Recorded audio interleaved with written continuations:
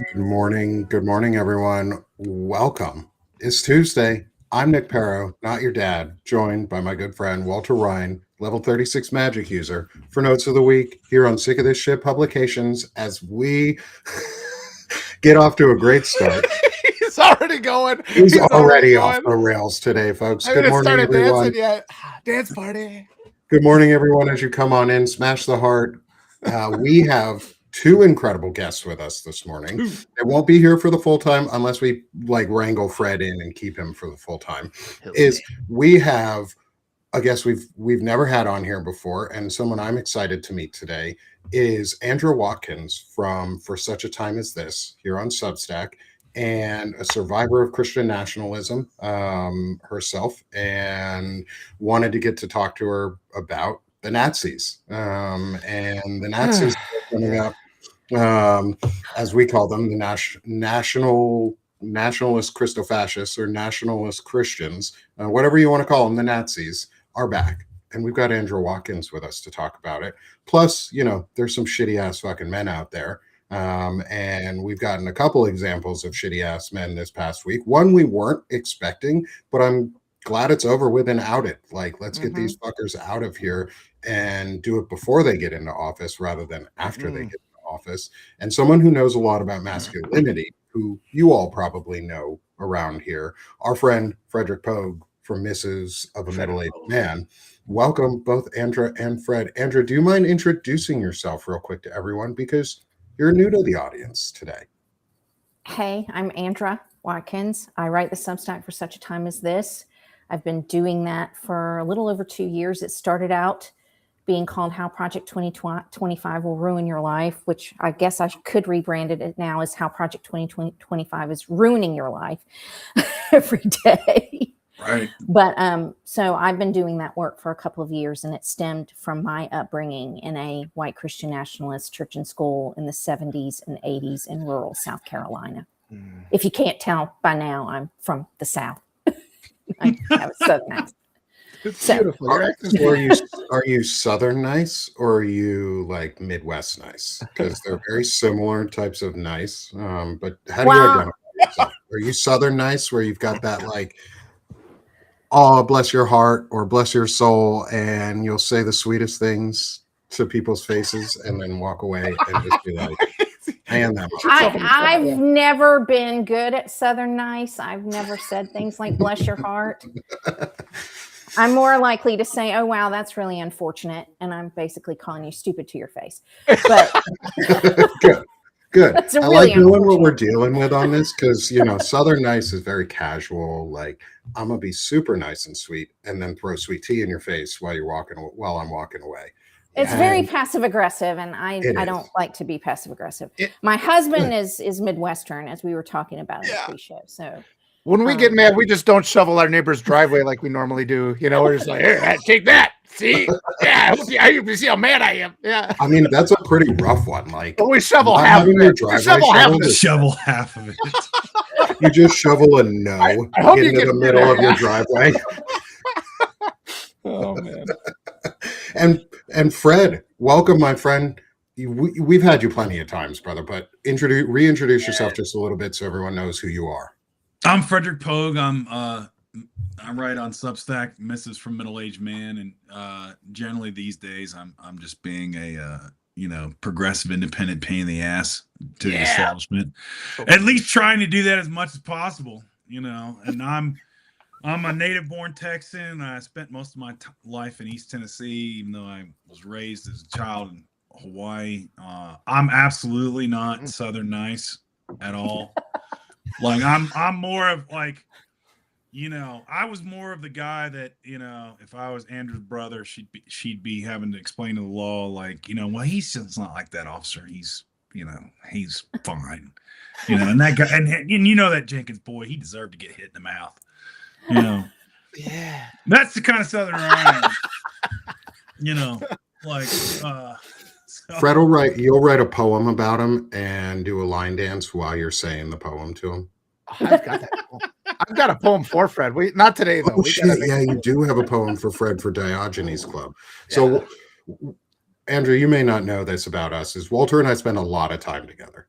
We do this show every week, about 2 hours, maybe even longer sometimes. And then we do a men's club show on Thursdays, where we just go off the rails. And we think it's needed. And Walter, what was it, 2 weeks, 3 weeks ago now? Yeah. Walter challenged all of us to write a poem for Yeah, I missed that one. A bunch of tough old dudes writing poetry and reciting poetry to each other. It's just what America needs. Well, the best part was I had just done a show beforehand. I do a series called Intelligent Masculinity. I talk about masculinity and, making it intelligent and just sucking less, and for men to be better.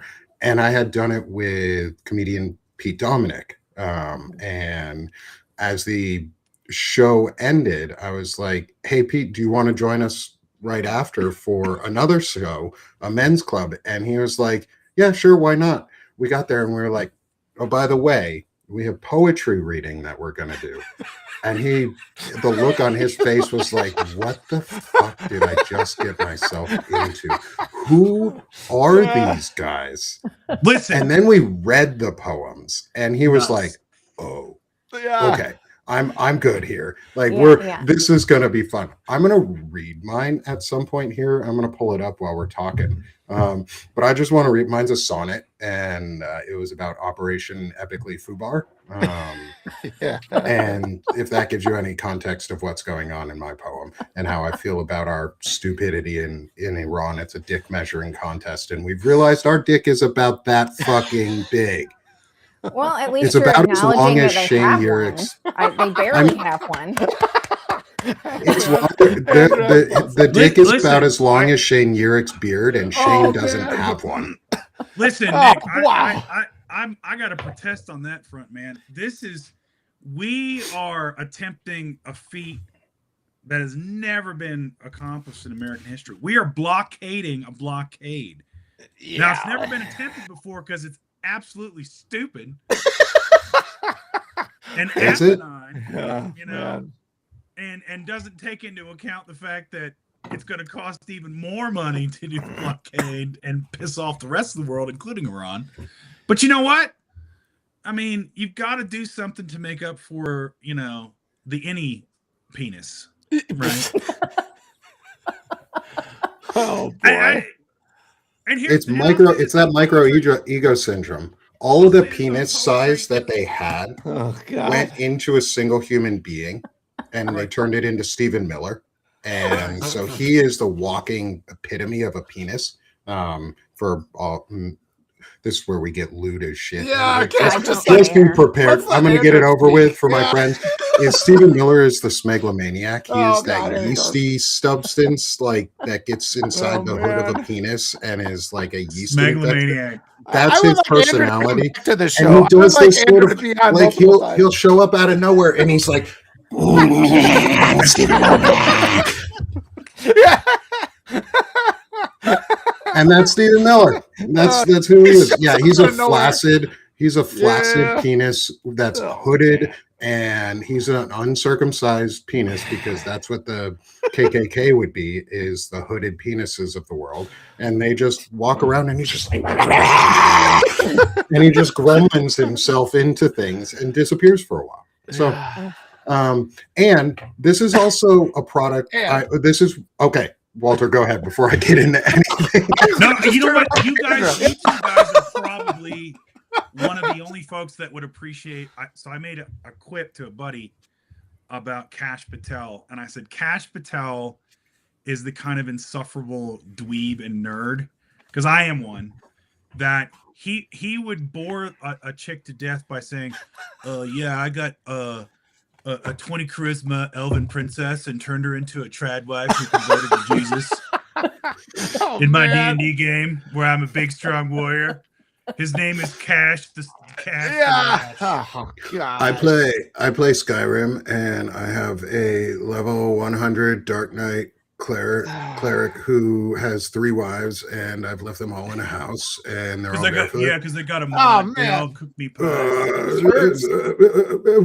See you in Valhalla, brother.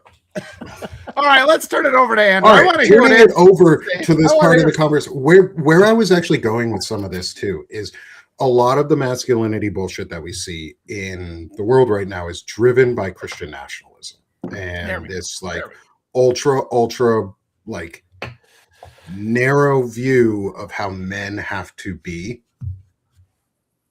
Narrow view of how men have dude, to that's be. what I was telling you. If This is an Walter Arnold Palmer. Percy- This is a narrow view. This is what Correct. this is the Donald Trump view. This is the Arnold Palmer view. He was the one who did this. Just remember. He did.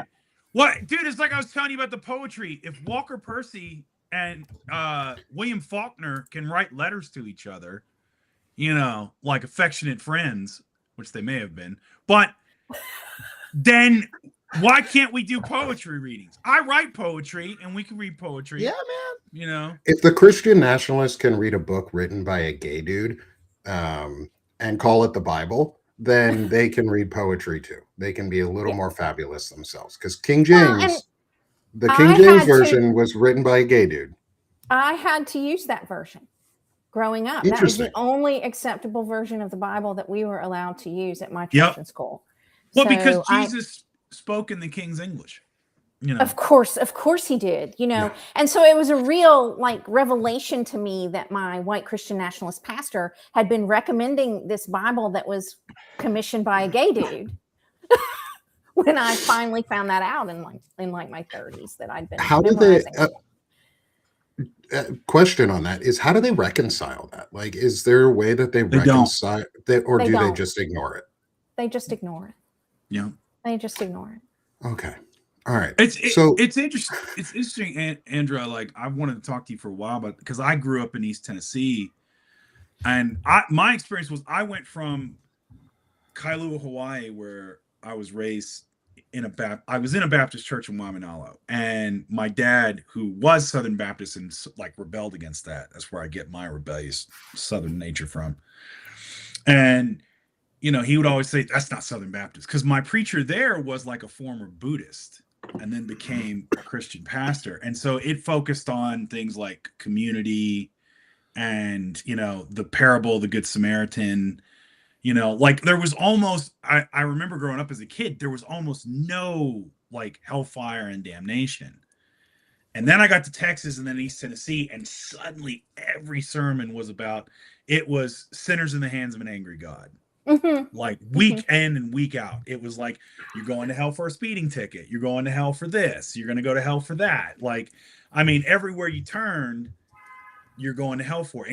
And you had to go to church Sunday morning, Sunday evening, and on Wednesday, and then whatever else they had. And it was and then you were in Bible study in school, right? And it's a surreal experience of basically cultural brainwashing, essentially. Abuse is what it is. Yeah, it is. Absolutely. Yeah. I mean, I've talked about that a lot because I believe that they use hell so much. It comes up practically every time you're there. That's one of those keys that they use to open your amygdala and allow you to be indoctrinated. It's so scary and so horrifying. And I mean, I was put in that when I was 4 years old. I started in kindergarten when I was 5 years old. So very impressionable. I mean, I used to have nightmares about hell and nightmares about things from the Bible all the time because we were regularly treated to that as young as the age of 5 years old in the Christian kindergarten that I went to and in Sunday school. So it's a very effective tool for emotional and psychological abuse and indoctrination. So as someone who's gotten out of that cycle of abuse, and I've met quite a few impressive women on this platform who have all gotten out of this cycle of abuse and come out here and talk about it really openly and a lot, is what has it taken to to break down that abuse or the teachings and the ideologies and relearn or unlearn the pieces that they taught you, like the self-degradation or the cult behaviors and I don't know if you ever were taught the princess voice or the Duggar voice that comes out of that culty thing. Oh, I'm so happy, but my eyes are so dead, and I really Yeah. want to die right now, but I'm going to pretend. Um, is Yeah. how did you break? Did you have to break a lot of that down? Did you have a lot of that you were trained into? And what's it been Yeah, like moving yeah. forward? And I mean, I get slammed about my voice still everywhere I talk. So I have this distinctive, I don't think it's a funny baby voice, but I keep my voice in my head and talk like a Southerner and all that. So no matter where I live, I get called out for my voice still. But it's my voice and I'm not changing it. So, when you grow up in a world like that, and Fred, my dad's from East Tennessee and was Southern Baptist. So he was born in Dayton. So he came Okay. from that kind of Mhm. world. And we ended up in South Carolina from Tennessee when I was 4 because he got into a fight with his boss at work and he didn't like his boss. So we moved. So, That's a Southern story right there. I love it. yeah. Yeah. But I was born in Tennessee also. So, Oh, where were you born? right outside of Nashville in Springfield. Okay. Yep. So, my parents both neither of them came from necessarily religious backgrounds, but they came from very abusive homes. And they really didn't know how to be parents, I think. So they came to South Carolina and found this church and thought, this church can raise our children. We don't really know what we're doing, but we can put them in the school and they can be at church all the time. And we'll protect them from a lot of the horrible things that happened to us when we were kids, with relatives and stuff like that. And so, I think they looked at the church early on as a place that would help them be better parents because they really didn't know how to be parents. So I don't want to say terrible things about my parents, even though my mother is a narcissist also. So, I grew up in that world and really didn't understand what it was. People in the town would tell me you're in a cult and I'd get really mad about it. I didn't understand why they would say that. I married my good Christian husband, and when I was 23 years old, like I was supposed to, I did go to college, and he ended up being abusive. Yeah. And so I divorced him when I was 27, and I couldn't really go back to that world as a divorced woman. No other good Christian man would marry me because I was sullied that way.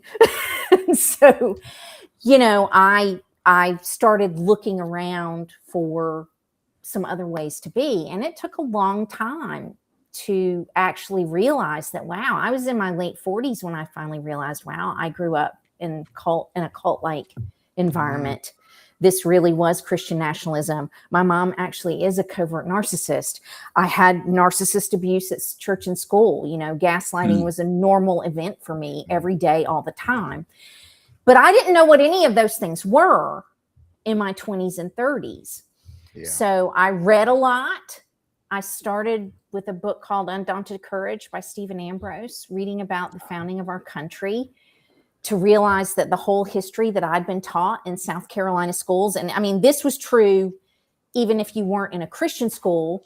It was, this was a white Christian nation that was founded, and the slaves were happy on the plantations, and the masters only punished them when they deserved it. And all that was in our textbooks in South Carolina schools, even in the public schools. Yep. So I didn't realize that the version of history that I'd been taught was this Christian nationalist history that wasn't true. So I read a bunch of history. It led me to, get a different science education for myself, because obviously we were taught that God created the world in 7 literal 24-hour days. And, that was science in my Christian school. So people ask me all the time, like, what did you have to do to get out of this? And my answer is always, you spend the rest of your life getting out of it. You're never truly out of it. When you are programmed this way, it alters your brain for life. Yeah. And these things stay in your brain for life. I can flip a switch in my brain and talk like them anytime I want to. I can still conjure that stuff. So, what scares me so much about what the regime is doing is they want to indoctrinate our children. They want to infiltrate all public education and make it this Christian nationalist education. They're already doing that in states like Florida and Texas. So, Tennessee too. So, Mhm. you know, Arkansas. yeah. So, and part of that is it alters your brain for life and makes you more susceptible to being brainwashed and indoctrinated and not being able to think critically and push back and realize that a lot of what you're being told is just bullshit.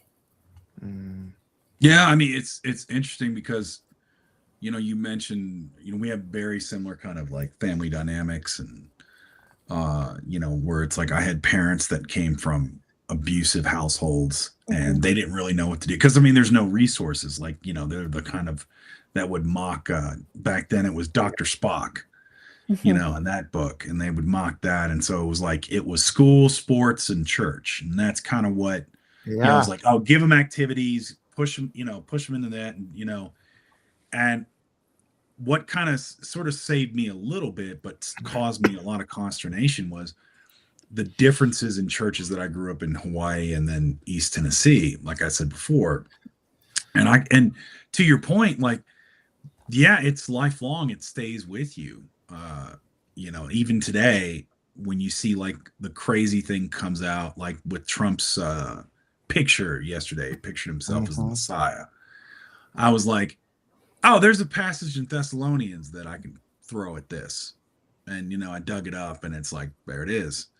You know, or they'll do something like, oh, there's something in the Sermon on the Mount from Matthew. You know, I'll throw this at them. And you can just, if I can't recall it verbatim, you know, I know where to find it. And, you know, it's fascinating because in some ways, because my parents were so kind of like detached and they were both working and they didn't know what to do, that, you know, they inadvertently gave me like progressive literature, which was funny because like my mom was like, oh, Fred really likes history. Here's this big book that said A People's History of the United States by Howard Zinn. Let's get him that in middle school. And so I had Howard Zinn in middle school and I'm reading it and going, oh my God, this is what we did. Like, so it, you know, or, you know, it's like, oh, this movie X with Denzel Washington's out. Let's get Fred the autobiography of Malcolm X. Oh, and let him read that. So I'm you know, listening to like, you know, Public Enemy and, you know, kind of sort of deprogramming as I'm going through it. But the problem was like my entire community, and I didn't go to a private Christian school like you did. I went to public school, but East Tennessee, it was, you know, there were no Catholics. Yeah. There were very few Black folks. Yeah. You know, and everyone's like, no, like pretty much sort of like Christian nationalism is kind of the norm. You didn't call it that, but it's like, oh yeah, if you don't believe in Jesus, you're going to hell.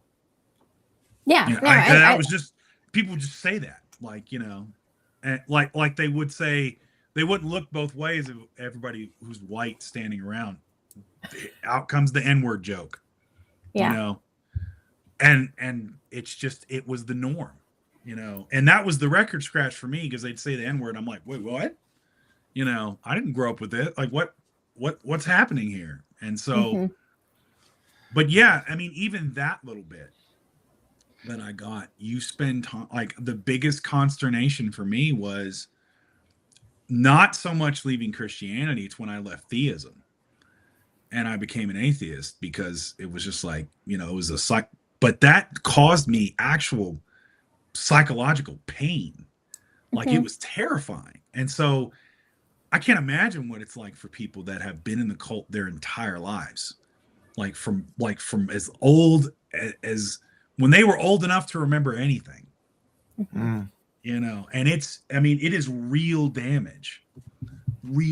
So yeah, I applaud you for doing that, Aunt.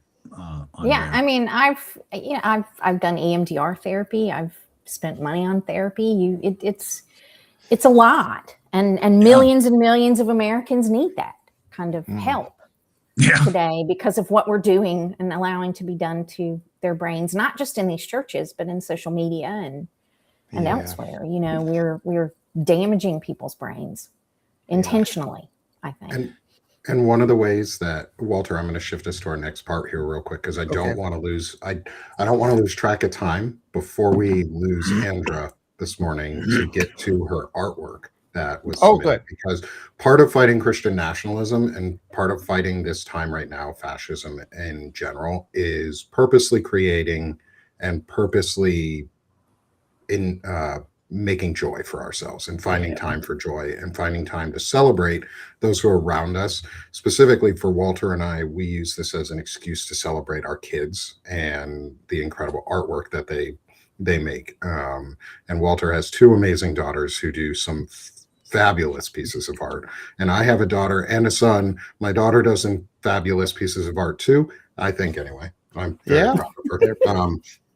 And my son is very creative with Legos and other things, and I'm excited to get some of his stuff on here too that he does. Is we like to celebrate, because one of the things Christian nationalists don't like to do is celebrate anything their kids fucking do unless it benefits them as a person. And deliberately hold your kids back, because you have to dominate all things. So if your kids surpass you, they have to be held back, and that's why we dismantle education. It's really sad. It ends in broken relationships. I'm surprised if you managed to escape estrangement, Andra. I mean, that's a good thing, I guess. But we don't have to get into that. But I mean, estrangement is kind of. I don't talk to my family.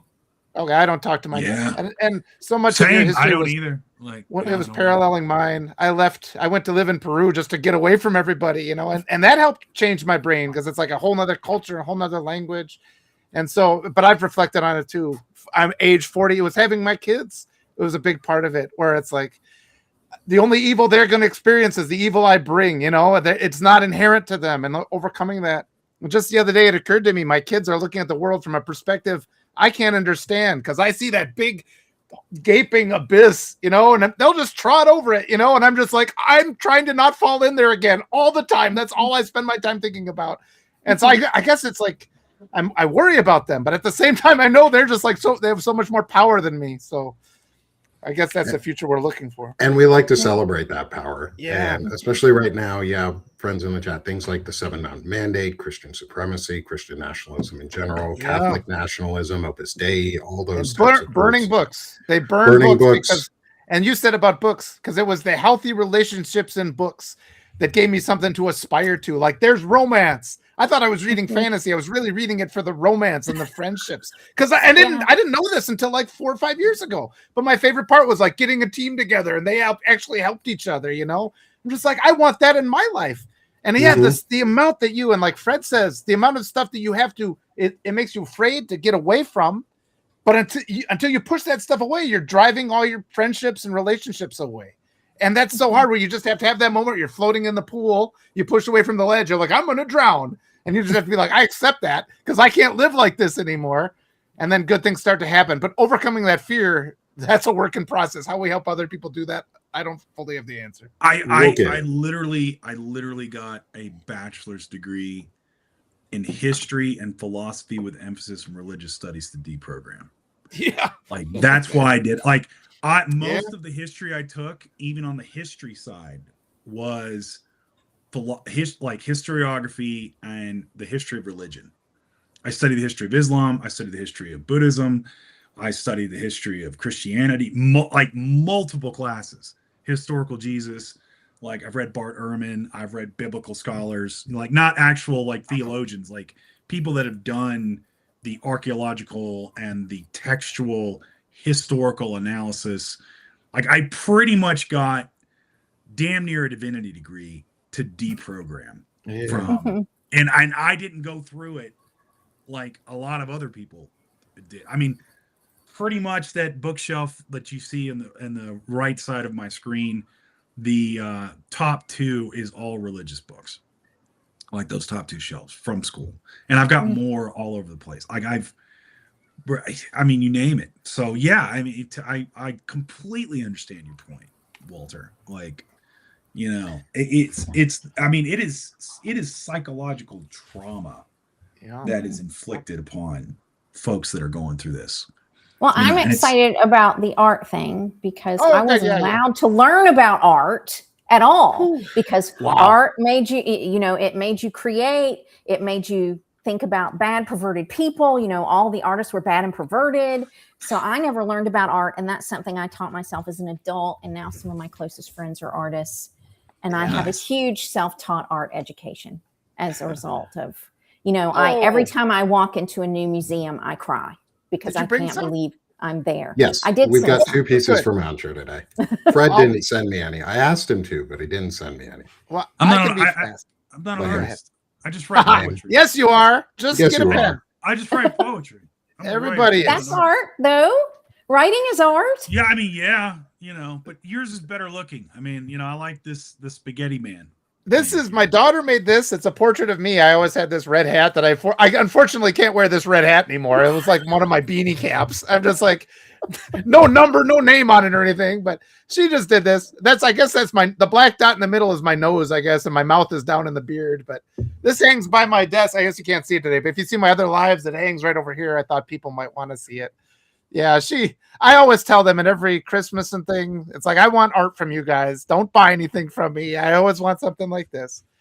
And yeah, and just that with that issue of estrangement, we were watching a movie over the weekend where estrangement was one of the main topics. And I'm just like, because it's coming up for me. I'm coming up on half my life not talking to my dad. You know, it'll be when I turn 52, that'll be the case. And wow. I worry about it with my own kids, you know, and the movie we were watching was Warrior. I don't know if it was like this martial arts movie, but it's estrangement is the real plot.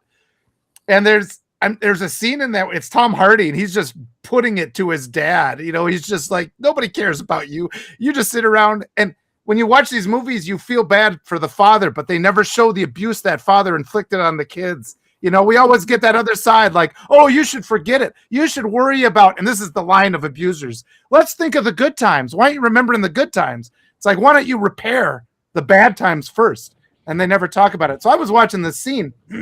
I just started laughing, which was kind of a weird sounding laugh because he's just like, you're nothing. And he's like throwing a thing of coins at his dad. And my kids were just sort of like, gee, it's strange how you laugh at that. I'm just like, yeah, that those dads who abuse their kids, man, they don't deserve pity. And they're just like, well, we don't have experience with that. And I'm just like, it almost made me cry when they said that. That was just one of those moments. So that's an ongoing thing. I would like to talk to you more, Andrew. If you want to have a conversation about estrangement, I think that would be kind of that could be a hopeful and healing process. So open invitation. I'm happy to do it. Yeah, great. Walter, I love this. Thank you. I do too. Is that yarn? Is it made with yarn or is it? It's yarn. Yeah, they're creative. I always give them art supplies. It's just and we'll sit down and make things together. And it's just like, and it's so helpful. That's another way to help deprogram you. Really, you sit down when you're feeling stressed, do some art. And that's probably why they always cut art programs at our schools. They want to ban books, all these things that could help us escape. And, you know, it's white supremacy conditioning, you know, and it's hate conditioning, all these things. We just have to we almost sanitize it when we call it white Christian nationalism because it's abuse. It's plain and simple abuse. It destroys your ability to have helpful, compassionate, cooperative, caring relationships with your kids, with your spouse, with anybody. And so that's what we're fighting against. You know, it's funny. I had a really profound conversation with this is years ago with a colleague of mine when I was in grad school. And, you know, he was like me, he was studying the church because it was like deprogramming and everything else. And we talked about the sort of just this thing that it doesn't seem insidious, but it really is. And that's the Protestant work ethic, right? Mm-hmm. Mm-hmm. Because even in our society and our culture, that's pushed out as like, we applaud ourselves on how much we can work and how much we can toil and how much pain we can take. Right, right. But that's not the fundamental thing that defines us as humans, because again, primates can use tools and can toil and work. It's what he came to is he said it's actually creativity. That is something we do not push. How many times what are you going to do with that art degree? What are you going to do with blah, blah, blah, blah, blah. Get a real job. Yeah. Or my parents saying, you're a writer, you don't do anything. Yep. Correct. I get that all the time too. And you know, so what is this thing but what do we look forward to? Our favorite shows, or as Andrea mentioned, you go into an art museum and you just weep, right? I mean, even Nietzsche said that the thing that you strive for against the abyss was the creation of art. Like that's the thing you aspire to. So I'm just saying all that to be like, supporting your kids like this, you're doing so much. It's huge. Yeah. It's massive. And it's like, that's the deprogramming that you got to break from, where again, and that's what leads to our exploitation is like, well, I got to have that good Protestant work ethic. I can't think about art. I can't think about creativity, And notice how the right uses AI. Notice how they just flood the zone with their AI junk, and we've got our real artists, our human beings. It's just another part of dehumanizing everything. We had Hallie Claire Williams on, or Weems, Hallie Claire Weems on the other week. Yeah. And holy shit, that woman is an incredible She could teach artist. Rembrandt. She could teach Rembrandt a few things. That's literally, that's how good she is. Yeah, she's so freaking amazing. And we just sat there we derailed our entire show with Marlon Weems and brought his daughter on, she's a young adult artist who is aspiring and just getting into the field. She graduated college not too long ago, and she's starting in the field. And she's amazing. I've seen some of her stuff. Oh my God. Yeah. We spent an hour and a half just talking with her. We were just I did like, a live okay, show's over. We're talking with you, Hallie Claire, now. I did a live with Hallie Claire just to tell her how to survive as an artist. And it's like, creating the art is the win. It's like, don't worry. It's like, you make money to support your art. I mean, it's not the other way around. You don't make the art it's like, every time you create something, that's a victory. So just keep doing it. I'm just like, after doing this for 50 years and being told not to write anymore, it's just like, here's the hard learned lessons I have. Just like, I mean, her dad's a finance guy, so she's going to have at least some, some things that way, like setting up some accounts for her. But yeah, just inspiring her to just keep creating. And we have to do that for everybody. Yeah. And we'll move on to my daughters. And that's one of the reasons we do this, is so that so my daughter's I love that. She's into drawing anime, and she's working on like eyeballs and combining different things. So she spent the creative process in all of this she actually does the whole like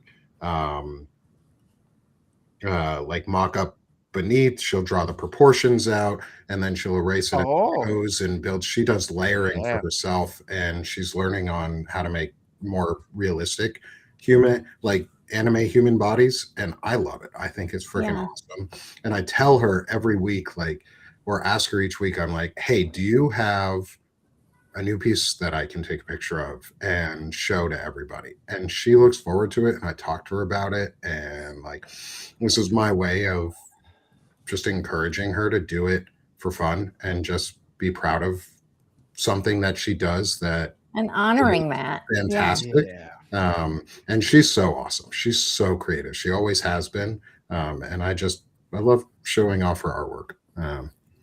But yeah, I don't know who this character is supposed to be. I don't remember exactly what game it's from that she pulled it out of, but it's like the shading on his face is awesome. The hat is I love it. And the orca in the background is actually one of her stuffed animals that she has restarted drawing in different ways. And I love it. It's beautiful. I love it too.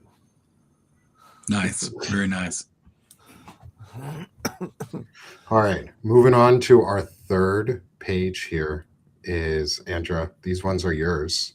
Okay. Awesome. Oh, there it is. All right, Andra, tell us about these. Nice. All right, so we were talking about Protestant work ethic, which really comes from this notion that I grew up with, that an idle mind is the devil's workshop and you always have to be occupied. This is part of what drives these Christian nationalists to want children to work and lower the working ages and keep children busy and occupied working as young as possible.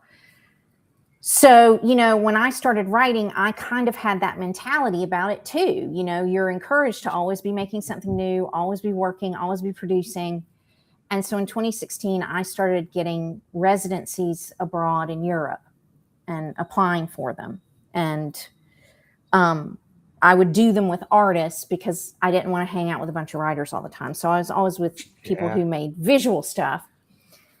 I appreciated the way they helped me see the world differently. And it really got me out of that mentality of I always have to be being productive. You know, I might go to a residency and just wander around for 2 weeks outside in my own head and then come back and make something, you know, but we don't treat that kind of time like it's valuable. Yeah. We try not to give people that kind of time. So I did residencies to give myself that kind of time and rewire my brain that way. So the piece on the left that I'm holding is a piece by a French German artist based in Paris named Andrea Weber. I met her in Iceland in 2020. I was on a residency in Northern Iceland, and they allowed me to come in during the pandemic and do my residency. It was so awesome. So there was like nobody in Iceland. And so I met her there, and we become dear friends and stayed in touch. So that is a piece of her work. She's had shows in France and in Germany and in Iceland, and is looking to expand her footprint. She does a lot of weather transcription. So if you go to her website, andreaweber.net, you can see a lot more of her work. And I'm just really proud of her. She's such a lovely person. On the right, that is a sweater that I knitted for my husband. So that is my Midwestern husband. I did put his picture on the internet. He's sitting over there, my Wisconsin husband. And so that's a sweater I knitted for him. I didn't teach myself to knit. I learned to knit in Iceland. An Icelandic woman taught me how to knit. So I knit the Icelandic way, as she says, not the stupid American way. I'm not teaching you that way. So I knit in the round from the left, like I think it's called the continental way, not the throw over way that you throw and knit with your right hand. So that's a piece I made for my husband last year. So I love the little piece of gold right on the end of the sleeve for it. I didn't notice that at first. Yeah, he chose all those. That. He chose that yarn and chose those colors and beautiful. Kind of told me how he wanted me to do it. So that is, you know. That was his idea. The idea of knitting brought a story to mind. My wife often works with, she's an ELL teacher, so she's worked with a lot of kids who were, refugees and stuff. And she worked with this one little boy, and he was he'd been separated from his parents, like the first round of that. And while he was in whatever camp they had it in, somebody taught him to knit. And so his trauma was such that he even in class, he was just sitting there, he would just make, this poor kid, the trauma of being in that camp, and he learned to knit so well just to kind of get that out of him, and he was just creating things. And so I don't know, I guess I think my kids do that to some, they knit but just like that expression, the power of it, and just compared with the healing power of any kind of creative expression, and then just the inherent cruelty of prohibiting it, in whatever way you can, by forcing people, their deceptive cruelty of saying you have to be occupied in work that we consider work, and the idea of your restoring your own mental health is outside of that. And just that worldview is so, I've been trying to do a lot of work diagramming because they hide their cruelty. They disguise it. They camouflage it. They try to normalize it. And we always end up being the ones apologizing just for our trying to survive. I've talked about that with Bob Dana. Why is it that we allow the right to reframe literally everything we talk about, and we have to abide by their contorted perspective all the time? So we're in that era of recalibration where hopefully we're fighting back or breaking out of that. But yeah, this that's what this made me think of. So thank you. This makes me happy. Thank you. Yeah. Thank you, Andrea, for both of these. Wow. And let's shift back into our next part, which is also returning back to what we were talking about before in a lot of ways. And I'm going to open it up, not with Fred's note, but with Andrea's note, because this all sort of unfortunately fits back into the going from talking about the creativity to what Walter was just mentioning, is forcing us into these little boxes, apologizing for everything, having to have rapists in charge, or we're the sinners always. We have to be sorry we're sinners. We have to be sorry that we're even upset that rapists exist. We have to apologize for this, and then we have been taught that it's okay and that we need to downplay it in every way. And Andrea, you sent a note this week to me, which sort of fits in with this because, you know, we had an individual on our side of the aisle, Eric Swalwell, decide that he was going to, where is that note? Why is it? Oh, there it is. That we had someone who finally got outed for who he is. And we have to acknowledge that. And the response that was given by this, I think, is a terrible way of acknowledging that from our side. And Andrea, do you want to talk about your note? Read it, say what you want about it, because this is going to kick off the rest of this conversation, because all the rest of the notes are pretty much along this line. Well, this one came from reading so many of the responses from largely people on the left, appearing to be from the people on the left in comments about Swalwell. and you know, that this was a common theme, and it gobsmacked me that it was a lot of women saying, but this isn't enough proof, and we don't have any proof, and why should we destroy this poor man's career over these accusations when there's no proof? And it just went over and over and over with that. But then when Katie Porter was accused of being terrible to her staff, it was just like immediately, well, she needs to quit the race and she's terrible. And, you know, I don't know where I heard that, but somebody said it somewhere, so it must be true. And it shows really well how much the United States hates women. I mean, I say that all the time. The United States of America hates women. And this is an example of how even on the left, we hate women. You know, we don't believe women. If somebody says a woman did something terrible, then it's immediately true. You don't need any more proof. She needs to be canceled forever. And if a man does something terrible, then it's like, we don't have enough proof. We'll never have enough proof that he's terrible. So that was what I was trying to show in one note from just comments that people had made on different things that I saw around online. Mm-hmm.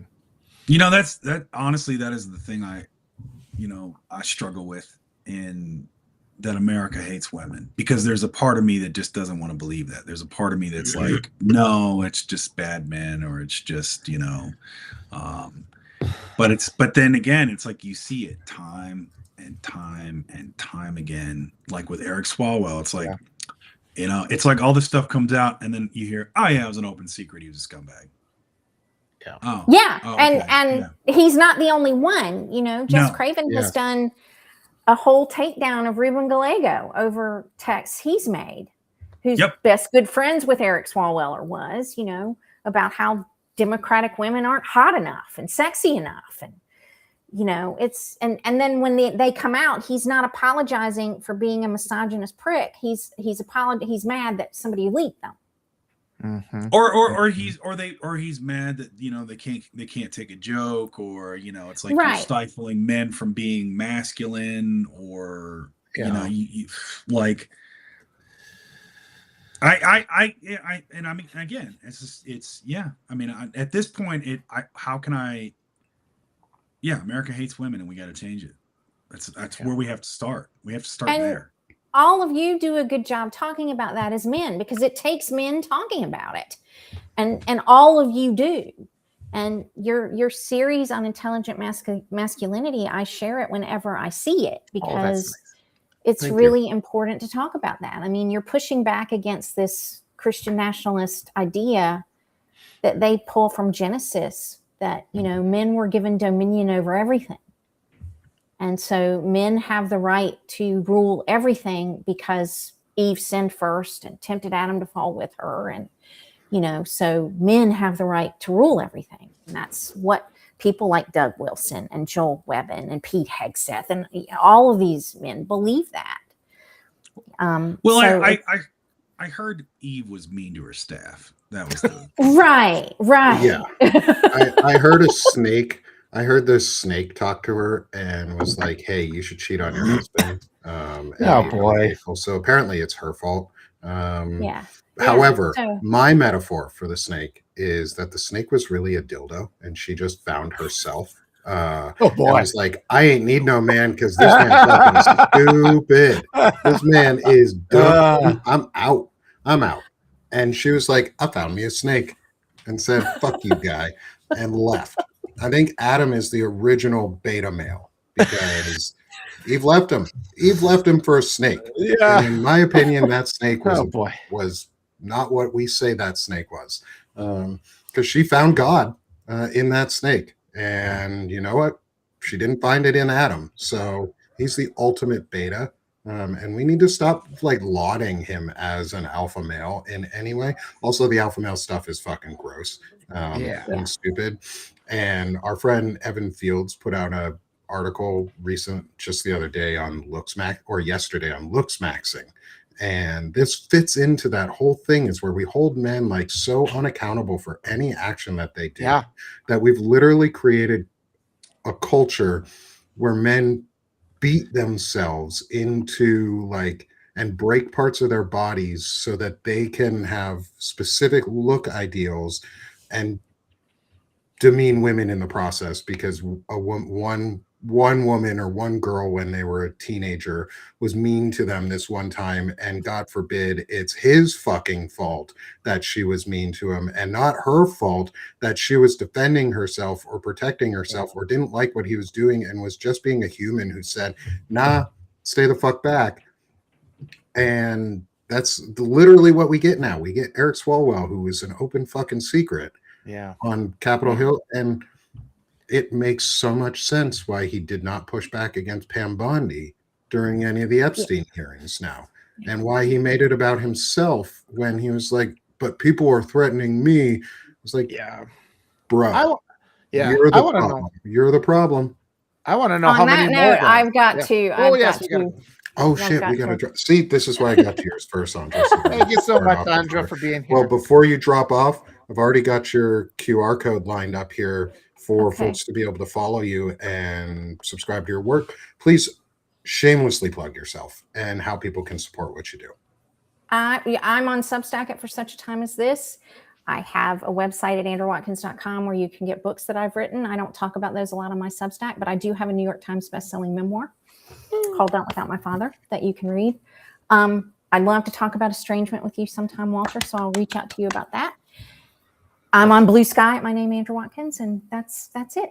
So awesome. I love your accent. So I wanted to tell you that because you said, and I get teased for my accent too. So that's our identity.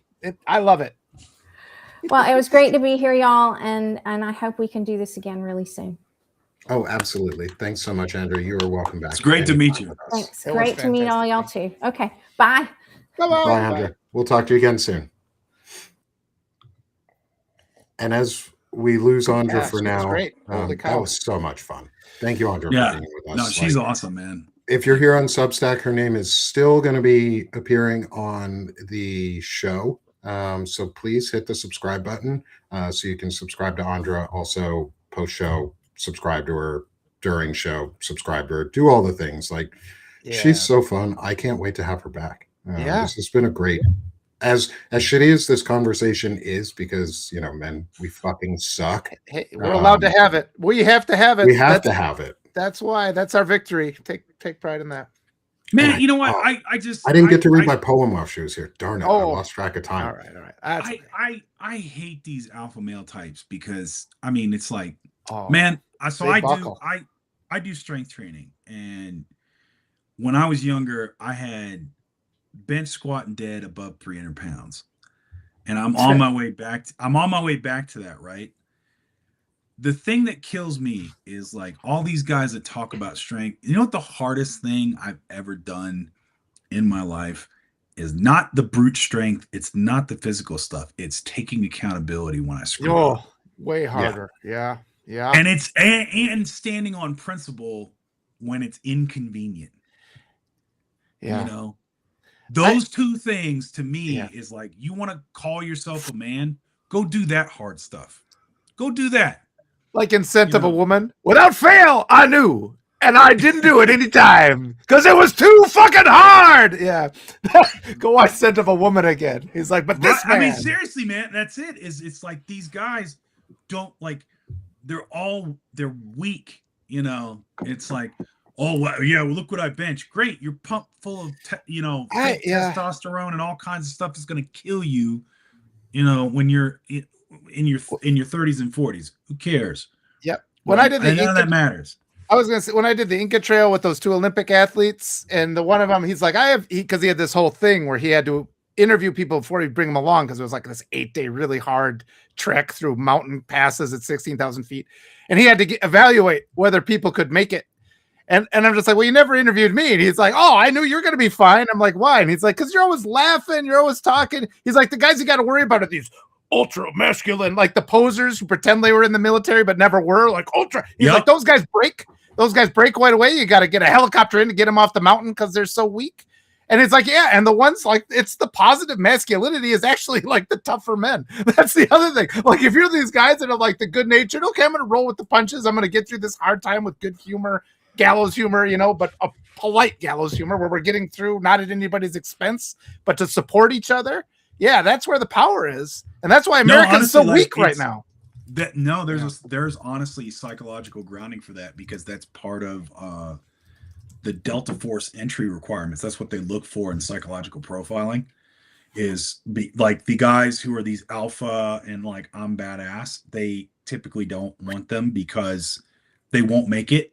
Because part of the entry for selection is they basically just give you land nav coordinates and tell you to keep going. They don't tell you, and they specifically make it to where it's psychologically you don't know. Like they try to put that element into. They don't give you feedback. They don't tell you when it's going to stop, right? And they want to see how mentally tough you are. And that's the thing. These guys are just not morally or mentally tough. They're not. It's like they because again they're so used to thinking I'm the man, everything should bow to me, and when it doesn't happen they lose their shit. Yeah, they're so weak. We just have been normalized not to hit them where it hurts. If we change that, we could just bring them to their knees. But go ahead. And that brings us to Andrew Tate because he's I was gonna say. So Fred, talk about the note you shared with me this morning. Yeah. So for those who don't know, like apparently Andrew Tate decided to take his brand of grifting to Substack and immediately became a Substack bestseller because he had, 1.5 million subscribers now. Right, which it's funny because like all his notes, like I get more likes on my notes, So how many of those subscribers are real? It's like, and again, for those people who actually think Andrew Tate actually writes anything that comes out, like he doesn't write any of it. He's got a team of ghostwriters and staff. This has already been uncovered by people like CoffeeZilla, where you sign up for his courses. And you get into the Discord, you never meet with him. It's always somebody else that is employed or paid by him. Like he doesn't do any of this on his own. But again, he was accused of sex trafficking and rape. Trump actually pardoned him for that because he got arrested in, I think it was Romania. Yeah. Which was funny. It was Greta Thunberg who kind of helped out him. Because he was talking shit to her online, and there was in the video, or like there was a pizza box that Romania, and she forwarded on, and it's like Romanian officials were like, "Oh, we know where that's at. Let's go get it." And nice. That's how they try. It's funny because that's how they ended up catching him and his brother. But yeah, I mean they're notorious like sex traffickers and everything else. But Substack, just like, real anti-Semitics and racist and virulent bots and all these horrible people are like, let's just put them on. Let's go ahead. We're going to make money off it. So fine. Okay. This is Michelle Tehew's note. Do you know her? I know her pretty well from Medium. Have you talked to her? I'm not. We'll have to get her on here. I've interviewed her.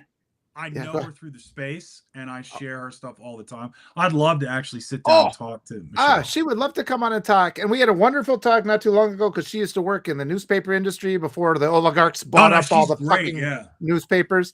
Yeah, and I mean, this is one of these things we've talked about where we no longer have this pipeline for investigative reporters. I mean, it used to be you could get out of high school, you get a job for like $18,000 a year, and you could learn to be a writer. And it's like, that's fine. Even now, that's all I need to survive because I want to write. I want to write. I don't need anything but a room and something to do and an audience. That's all I need. And it's been bought up, and it's part of this whole white supremacist movement where we're not allowed to indulge in creativity. We're not allowed to ask questions. We're certainly not allowed to expose evildoers. And and this is why I put so much pressure on the Democrats, because we have these antitrust laws. We need to restore like independent newspapers. So we have people that are knocking on doors. It's like, holy shit, this warehouse filled with trafficked people is owned by such and such senator.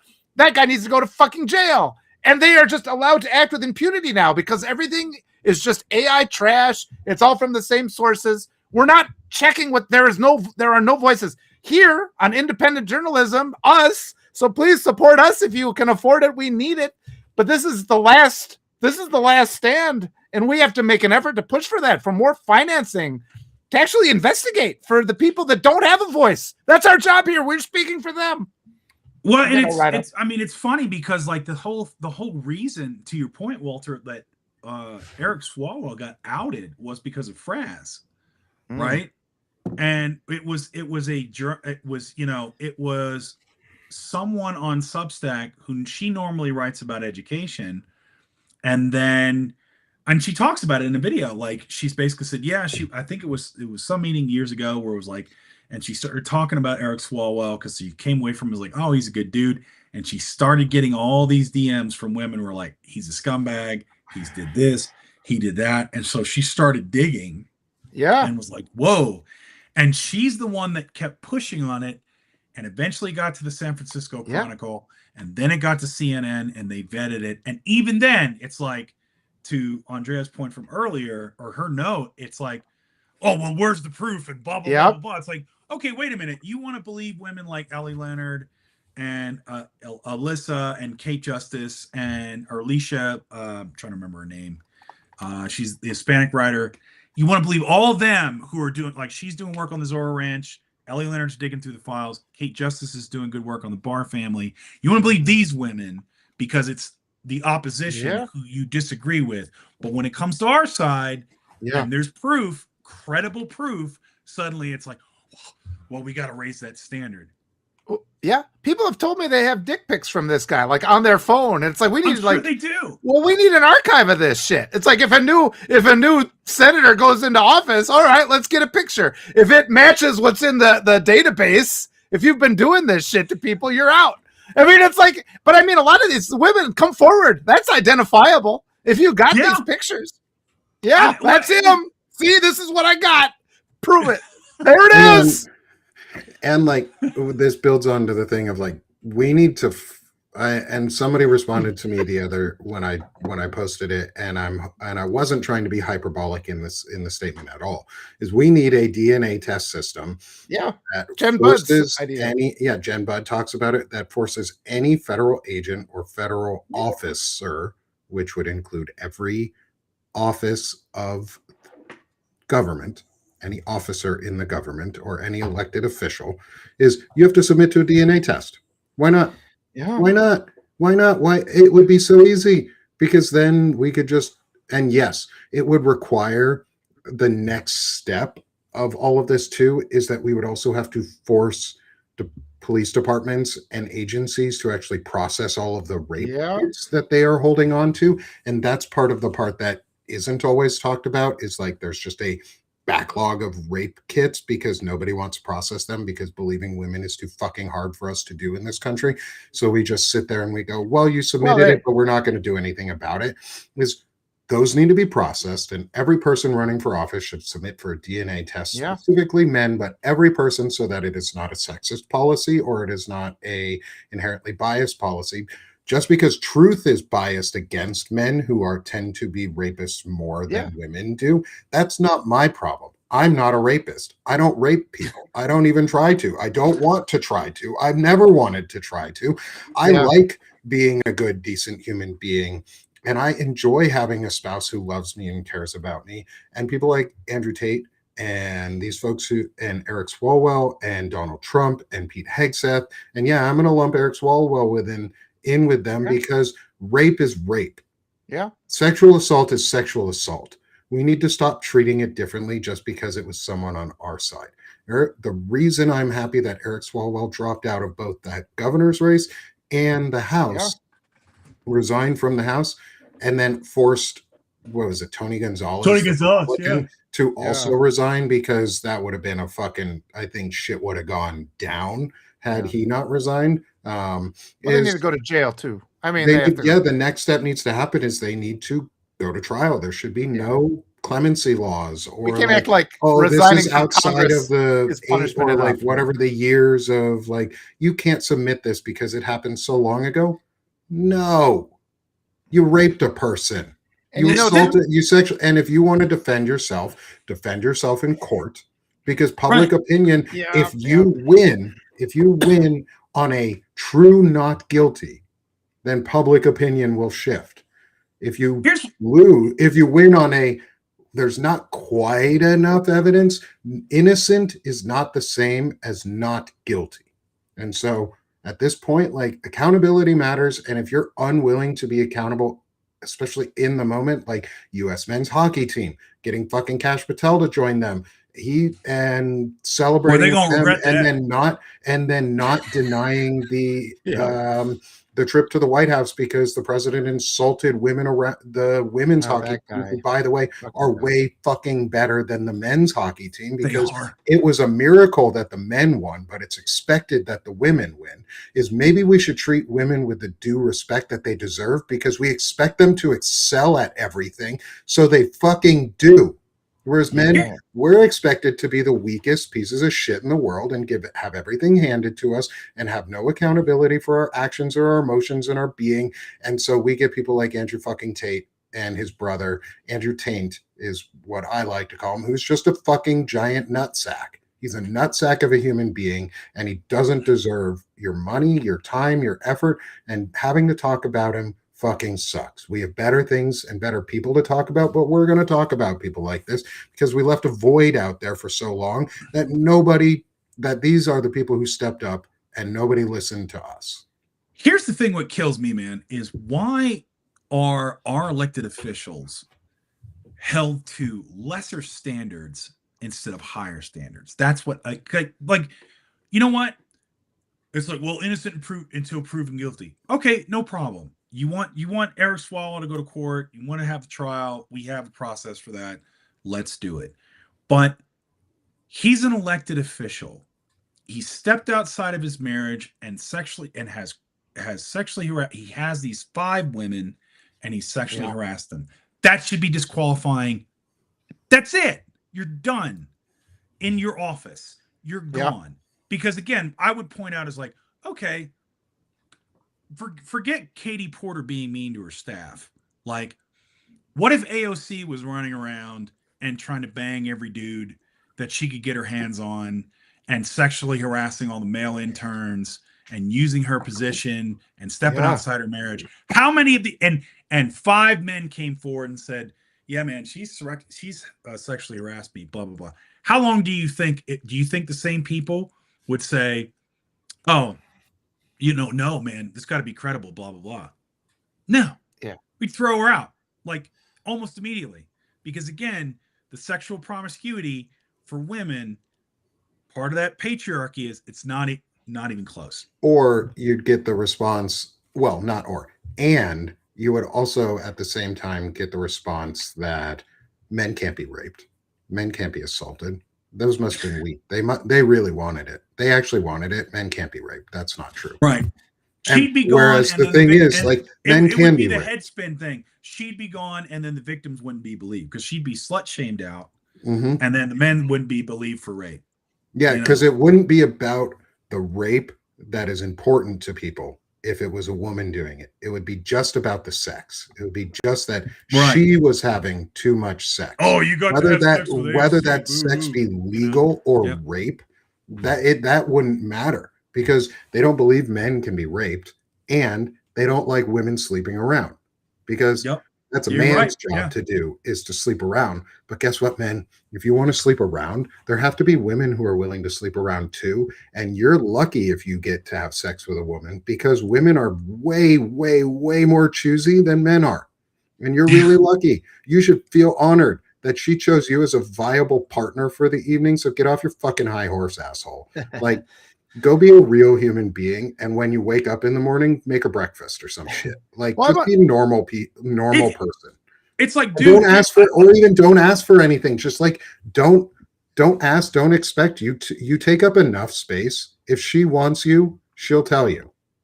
Maybe approach if you're in a situation where it's like meaningful, like if you're at a coffee shop and you're a nice person and you just want to say hi, but don't expect anything.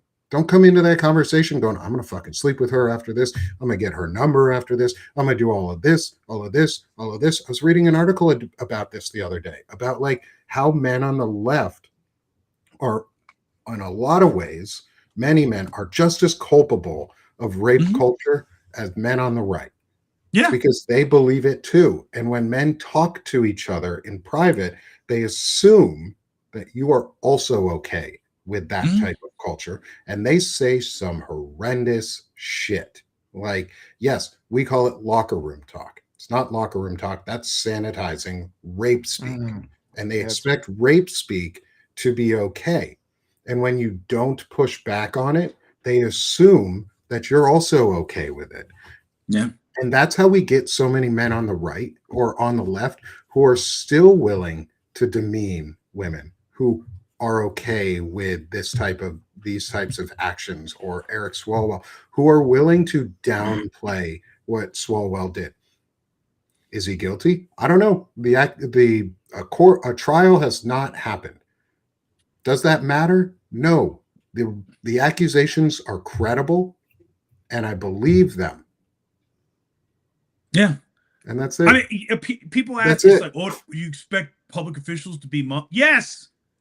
I expect you to go and do the people's business. I'm not expecting you there to rape people. I'm expecting you there to write laws and help legislate so that we have a good future, not fucking hurt people. Yeah. You're not a frat boy. This is not a freaking pleasure cruise. You're not there to to get rich and freaking take in donor. You were there to do the people's business. And you know what? If it's hard, good. Don't do it for 20 years. Yeah. Get out of office and let someone else who wants to do the people's business be there. We've gotten to this place where we've been convinced that these people can have carte blanche and act however they want and get all the perks they want and stay in there forever. Yeah. No.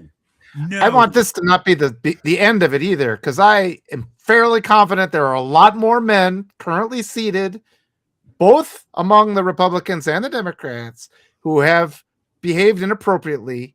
And now's the time. Everybody speak out. I mean, we celebrate all the brave ones who have spoken out already. And those, I mean, it's not to pressure anybody to do it, but it's so critical. We got to get the abusers out of there. And it's like, even my wife had an issue at her school where she had to go and file a complaint against somebody. And you get so much pressure when you're complaining. You're like, this mechanism is in place. So we have to have these support groups for the brave people out there who say this person is acting inappropriately. And we have to, and it's like we use the term believe women, but it's like it's not that our law enforcement doesn't believe them. It's because our law enforcement knows that they're fucking rapists, that these accusations they're making, and they're covering up. I mean, so much of our society covers up for these rapists. And we're at that moment of accountability now. It takes a lot of bravery. And like I said, I don't begrudge anybody who isn't quite ready to come forward, but for those who are, we have to offer our support and our encouragement, and we have to give them all the strength that we can. And we have to remember too, when people come forward, they are reliving the trauma that they were forced into. Like, coming forward hurts. Coming forward is a painful act, especially when they're then not believed, or it's downplayed, or it's said, oh, but this person has such a future ahead of them. They could be president. Well, they could have been president until they raped somebody. Yeah.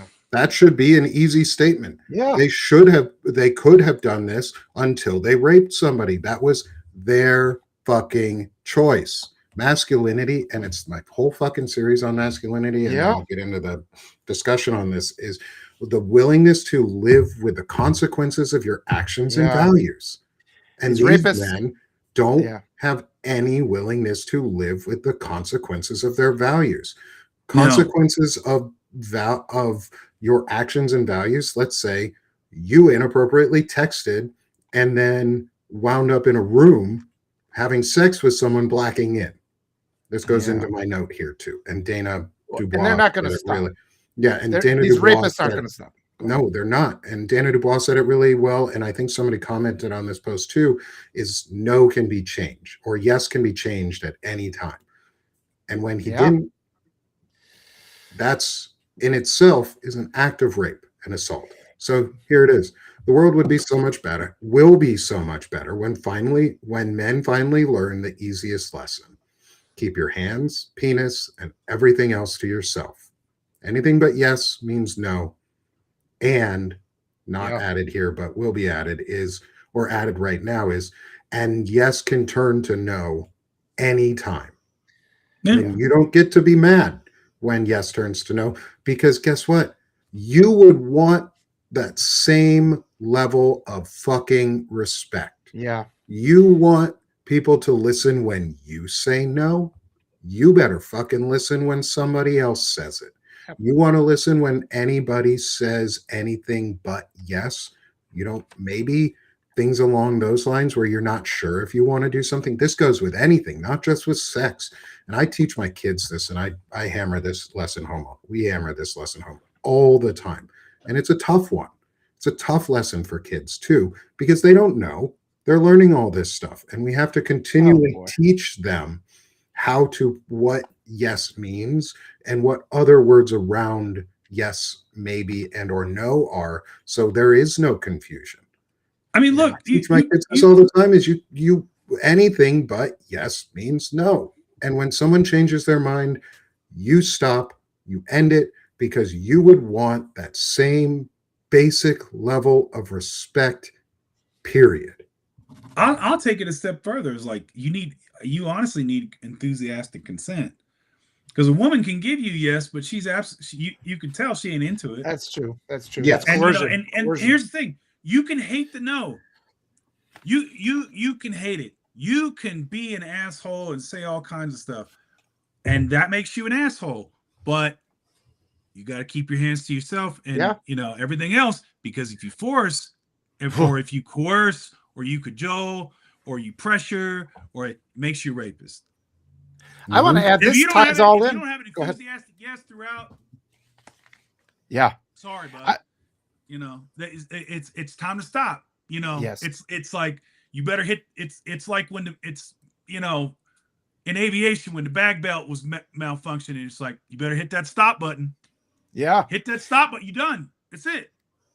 Well, I want to say this ties into the indoctrination we were talking about before, Andrew, the white nationalist indoctrination, where you dominate, they justify domination and they just tell men that they're handed everything. Our children in our society, the boys, are specifically being indoctrinated to become little rapists at our schools. And this is why we got to push back when they talk about book burning and not teaching, LGBTQ plus. And it's so convenient. It's like, look. I realize these rape conversations are tough. Take it a step back then. Insist that they don't take the LGBTQ content out of the schools. Fight there, Fight about respect at that level, the earlier stuff. There's always a place along the line. This is all connected. And whatever you're comfortable with, we need you in this fight. We need you in it.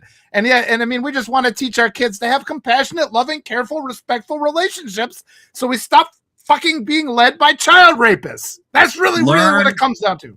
Learn to hear a no and respect it. You may not like it, but you have to respect it.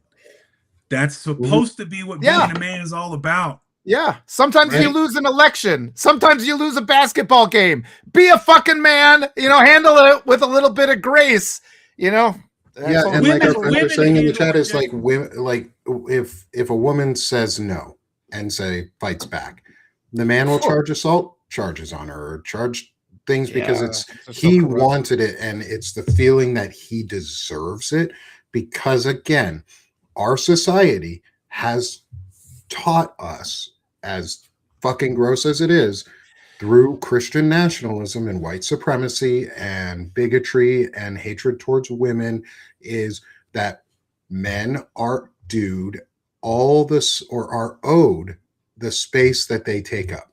Doesn't matter what space that is. That men are owed the space they take up just because they're men. We don't. Nobody owes us any fucking space.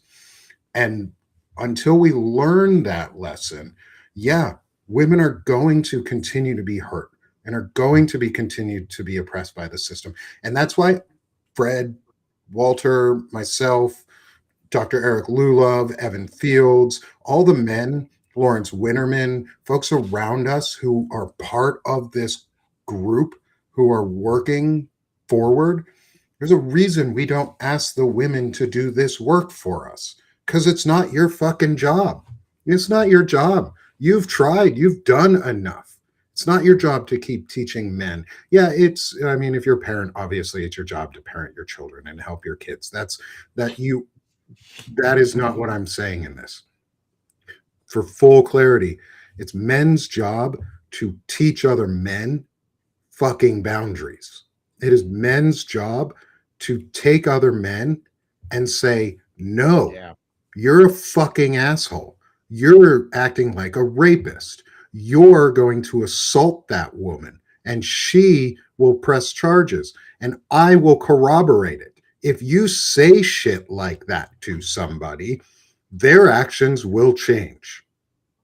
Because you are calling them the fuck out and you're going to stand on it. And you have to then be willing to stand on it, because anything but yes means no. It's not even like maybe means yes. And this is a hard lesson especially for kids and dads. You have to emulate this as an example.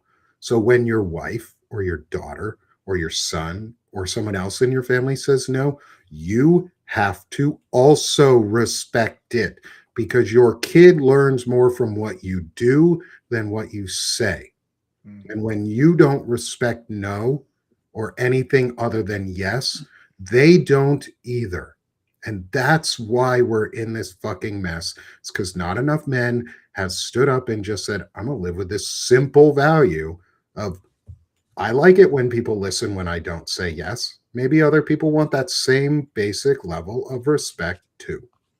I had a falling out with a friend group when I was younger. I was about 21, 22. And, it was back when we were, partying pretty regularly. I was dating a girl, went over to my buddy's apartment. So it was one of them, we had two of them living together. And it was one of those, where they got the two apartments in it, right? So I'm crashed on the couch with the girl I'm dating. And, her friend had too much to drink and went into the room with my other friend, right? But she didn't want to do nothing. She was coherent enough to not do anything.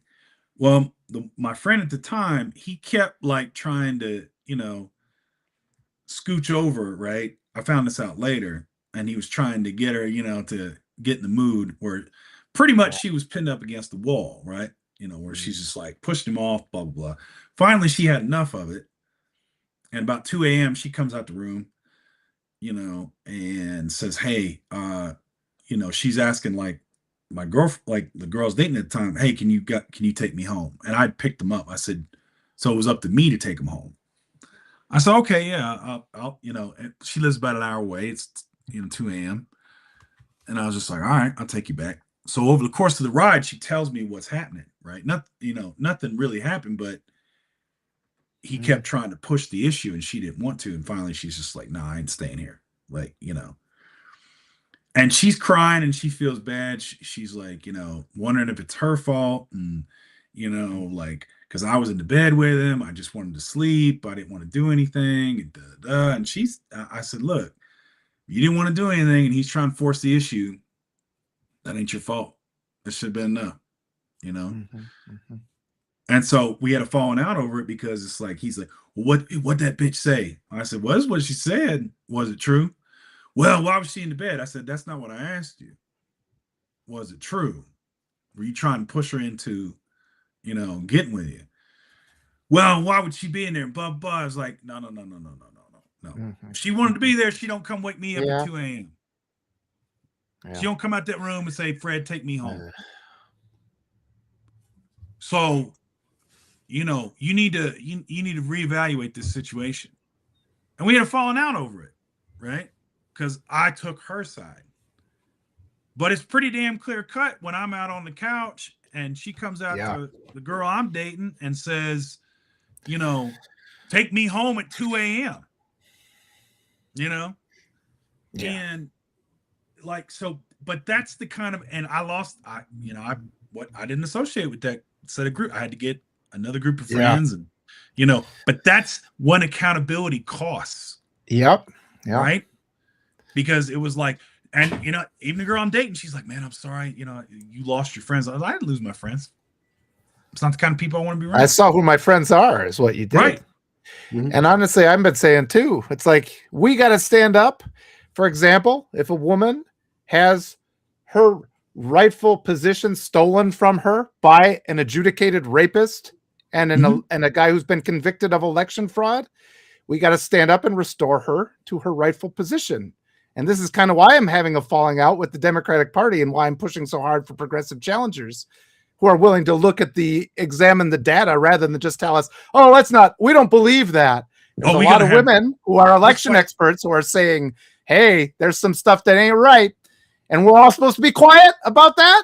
I don't think so. Well, no, this fight's coming, bro. Like, this fight's coming in Democrats. We got to make it come. And it can't come here soon enough, and This and about a whole bunch of other things. Because you're going to have these neocons and these so-called moderates that come in and, it's like, well, guys, we can't talk about the trans rights thing right now. We can't do that. Well, we can't push. They all got to go. Can't push for the Equal Rights Amendment, guys. And they'll be saying the same stuff that the Republicans are saying about the Epstein files. Well, if we expose all these people, it's going to crash the system. Crash it. They're going to say, they're going to start in with their purity test bullshit. I'm just like, this what? Sort of leads into your you have to not be a rapist. Yeah. This leads right into your note too, then, Walter. I'll read this because shit. Oh, this weekend. Note, by the way. I remember seeing that. I said, there you go. I was getting so hot over Sunday is normally my day off day, but I was getting so pissed. I'm just going to read it. To all those assholes who say you can't vote your way out of a dictatorship, look at Hungary. Now sit down and shut up. The adults are busy fighting to win back our country. Fuck you guys. But that's the thing. There's so much pressure, and I wanted to go into it with Andra too, because all the pressure isn't just extreme right-wing stuff. All the bots try to divide us. They try to silence us. There's so many things we're not allowed to examine and I get so many people that are just, I'll say something like this. We got to restore Kamala. That should be our platform for the midterms. She's I believe, my opinion is she's the rightful president. Well, we don't have a mechanism. It's like, don't give me fucking your bullshit defeatism. Give me some solutions, asshole. And if you don't have energy for solutions, then go sit down and think of some, but don't sit and try to stop me and deter me from appropriate action. And there's so much effort from these bots and these artificial content that they're afraid. When you start talking about Kamala, I had one the other day where I just mentioned that, and somebody whose profile name was Tesla Dog. So I'm just like, you guys are so fucking obvious. You're so obviously a bot. Yeah, he had 8 subscribers. He's like, well, she takes APAC money, so she's our enemy now. It's like, I believe she's the legitimate president. And it's just like, wait a minute, why am I talking to fucking 8 subscriber Tesla Dog, who's clearly a bot? So you show it, but they come out, they're afraid. There are people in that sphere who are afraid of any talk of re-examining that election, even though all the Republicans ever do is continue to recount 2020. They continue to propose new ways to stop our ability to vote. That's their only platform is election theft. Our platform has to be election integrity. And I'm going to get poor Nick blocked from another platform for saying that. No, that's all right. We're not on TikTok right now, so we're not worried about it. YouTube hasn't blocked me for saying election integrity, so we're not worried about it. But TikTok, I think I finally got off that warning too. What's funny about all this, right, is and I love it. I love it when they start talking about all these procedural, legalistic things that allow establishment Democrats to be timid. Because think about this. Think about this, right? Every time you bring this kind of stuff up, oh, we don't have a mechanism for that. Oh, well, you got to consider this. Get creative. You got to consider that. Think about this. If you went to a coffee shop, let's say Starbucks, who's a union buster, but let's say you go there, right? And they got your coffee order wrong. Would you stand for? Well, you got to consider the profit margins. If we pour you another cup and we did that for everyone, we'd be out of business. You're going to go, are you going to take that? Or are you going to go, no, I want my coffee the way I ordered it and paid for it. And you would expect them to fix it. So why would these politicians that are there, supposed to be there for us, that you accept, well, procedurally it's tough. I don't care. It's your job. Yep. It's like Hakeem Jeffries coming out saying, well, we're exploring options about Yeah. 20. That's your job. You're already supposed to know that. Yeah. It's like, well, we're not in power. I don't care. Do something. Anything. That's your job. You're an opposition party. Go oppose stuff. Do it. Go purposely oppose everything. Like, that's the one job you have. Well, what's your plan? I don't know. I'm not in Congress. I'm telling you as an American what I want done. Go do it. They could come brainstorm it on our chats, but they don't want to talk to us. They're too busy calling up progressive grassroots challengers in their primaries and telling them to drop out. The fucking DNC is anti-democratic, and we gotta hold them to this. You guys, the primaries are healthy, and we started out talking about this. Primaries are healthy. The Democrats got to be out there. We get multiple candidates canvassing every district, getting the voter base excited, and then if one of them wins, they go on to that office. Then you got name recognition for 4 or 5 other people, and then we win every other office. And the fact that the goddamn fucking Democrats are stopping primaries pisses me off. Go ahead. The horseshit they just did in my district, in Colorado 4, which has Lauren Boebert right now, right? It's a plus 22 district. So Tricia Calvarese, who was a labor organizer and a labor lobbyist in DC, she's actually from this district. She grew up in this district. She came back and, like me, was a caregiver for her parents who were on hospice care. They died, and so then she decided, hey, I'm going to run, because like the stuff I went through with the healthcare insurance and all that stuff and she's like, I'm going to run for office in this area. So in 2024, for running there, we actually had a primary where you could vote. It was Ike McCorkle, her, and John Podesta, right, who was an independent. She won that primary, right? She lost to Boebert in 2024, for whatever, blah, blah, blah, theft, anyway, she loses. Yeah. Okay, she loses by like 11 points, 10, like 8 or 9. Right. So she's been campaigning in the district still because she was going to run again. Right. Mm-hmm. And meeting with people and building that coalition and doing all the things that she's supposed to do. What happens? We have a candidate named Eileen Laubacher. That dog. Right. Exactly. Yeah. Eileen Laubacher, who worked for Lockheed Martin, was a Republican supporter who has still not said how many times she voted for Trump. She switched parties in 2024 to the Democratic Party. Yep. And suddenly, now we don't have a primary. We have assemblies that are like caucuses. And then when they go in and vote, it's, 80% support Eileen Laubacher, and they got shirts, and suddenly the DNC's pouring in money where they wouldn't pour in money to help Tricia. Yeah. And now what we're getting is, she's going to be better than Boebert. We got to focus on beating the MAGA people, guys. I know her husband works for Lockheed Martin, and you've got over 140 AI data centers in Colorado, and CD4 is having issues with water. Yeah. But you know what? You got to vote for Eileen Laubacher, even though she was a Republican until a freaking year ago and won't tell you how many times she supported Trump. God. Yeah, that's what we get. And so then you want to sit there and tell me, well, she's better than Boebert. I don't know. She won't tell anybody of her positions. She won't tell anybody how many times she voted for Trump. She won't. And her husband works for Lockheed Martin. Is she better than Boebert? I have no idea. She could be another John Fetterman.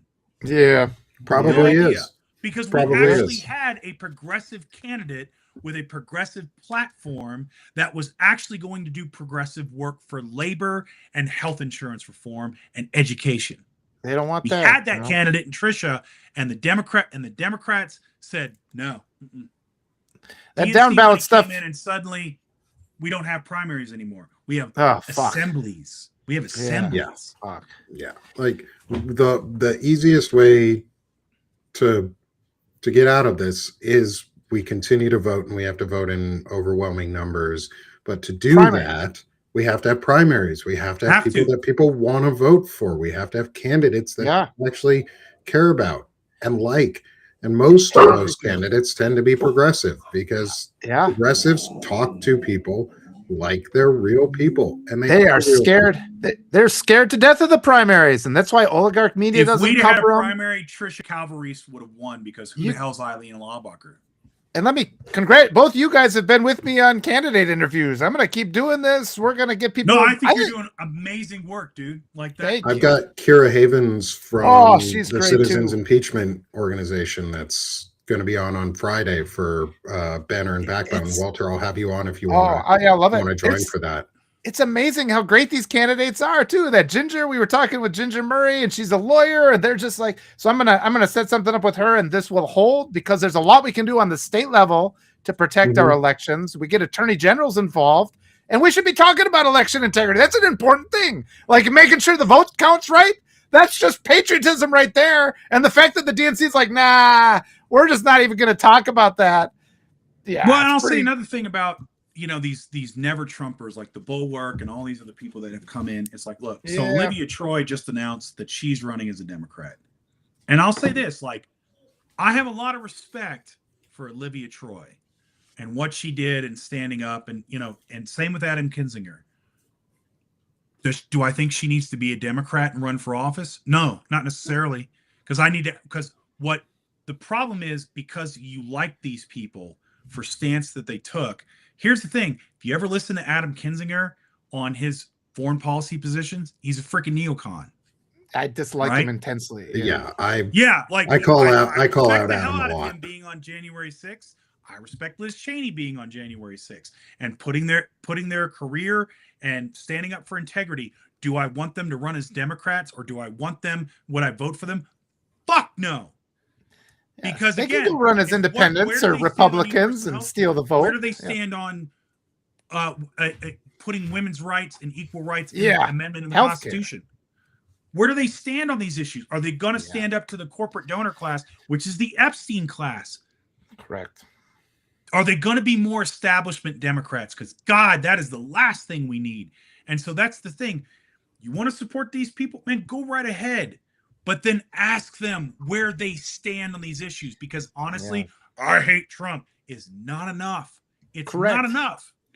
We can't be just against things. We've been against things in this country for a decade. We've been against Trump for a decade. People want something they can vote for. Not against, but for. Fear, yes, is a great driver, but the fear of not getting the thing that you actually really want, because you know what that thing is also a really good driver in itself. Is I have a plan. Here's the plan. Here's what we're going to do. Here's how we're going to get all of our policies done. Here's a 30, 50 year outlook. Here's our tricentennial action group. Tag, you're it for democracy. There you go, Democratic Party. Got your new tagline for your fucking 50-year plan that you can write out for all of us. It doesn't have to be Project 2027 or Project 2029 or some derivative fucking name. Tag, you're it for democracy. Get everybody fucking involved. There's the plan. There's a simple strategy. And at the end of it, in 50 years, we have, I'm saying 50 years. Hear me out for a second, y'all. In the end, in 50 years, that's our 300-year anniversary as a nation. That means we will have secured and lasted past Trump and Trumpism and MAGA and the re-rise of fascism and the old Confederacy coming back to life.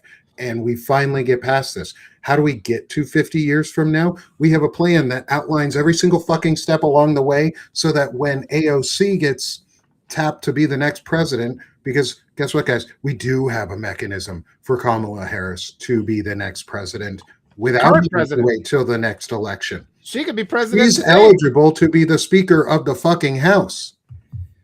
And when we impeach, convict, and remove these assholes, guess who becomes the next president? Interim president or acting president? The Speaker of the fucking House.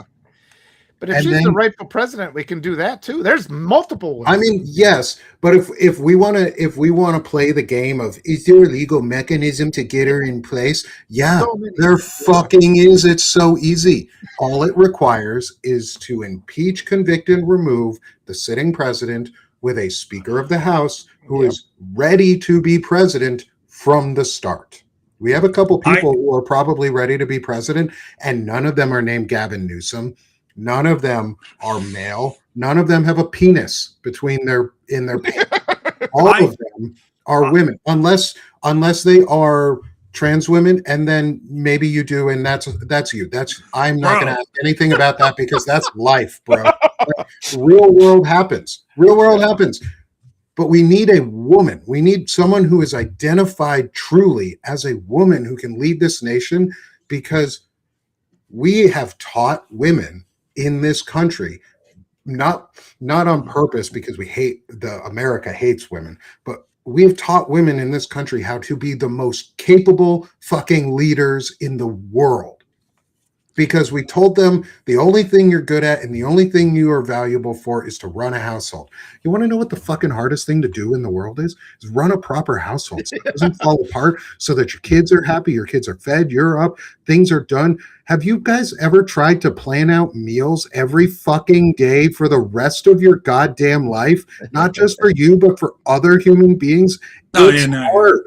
Plus keeping a house clean, plus making sure bills are paid or handled, or reminding people of appointments, or taking your kids to all of their fucking appointments, or reminding your husband he has to go do stuff and do appointments too. Like, it's a lot of fucking work and effort. And women have been taught to be incredible leaders. Not on purpose. This was not a purposeful act by the right. This was a regressive act that we wanted to do. However, this backfired because actions have consequences, and guess what happens when you put people into roles of leadership?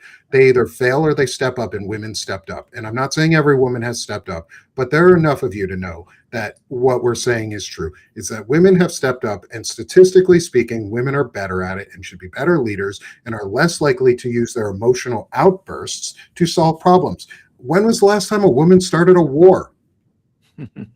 When was the last time a woman started a fucking war or engineered a rape and child trafficking organization? Yeah.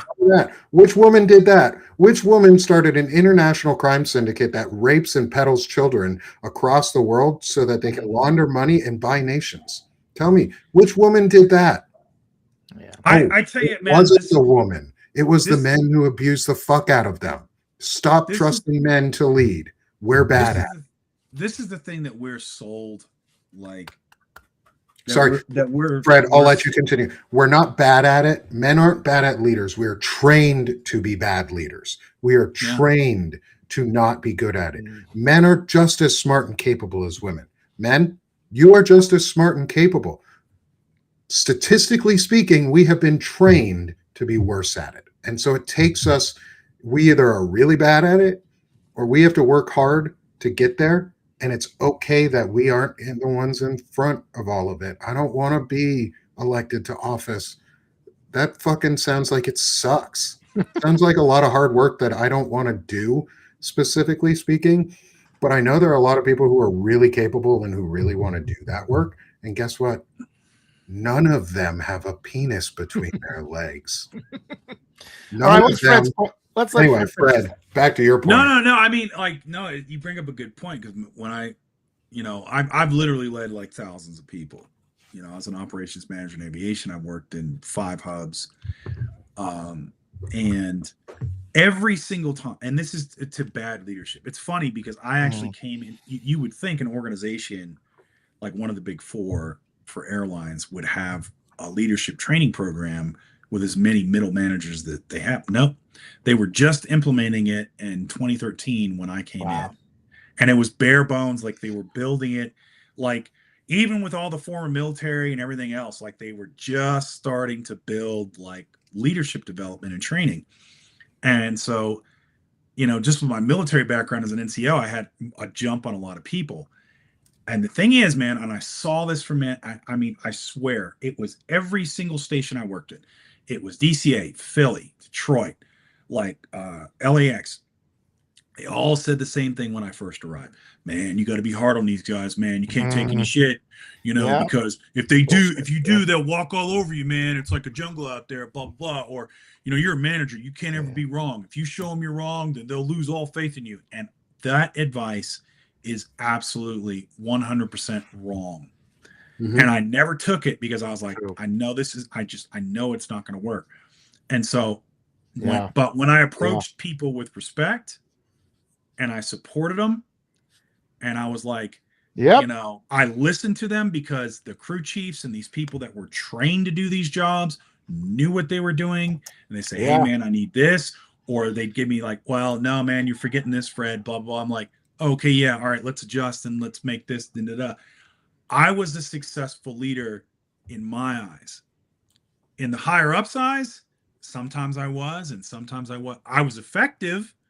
I didn't have injuries as high as a lot of other people did because I didn't force them to do. Like, I didn't have, I had a better on-time performance. I had all these things, and it was because of the people that worked for me, because I could ask them to go the extra mile.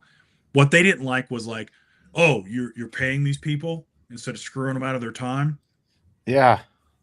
Because the system was just like, oh, they don't. Well, why is your overtime at this point? Well, because you needed me to do this and I had to pay them. Well,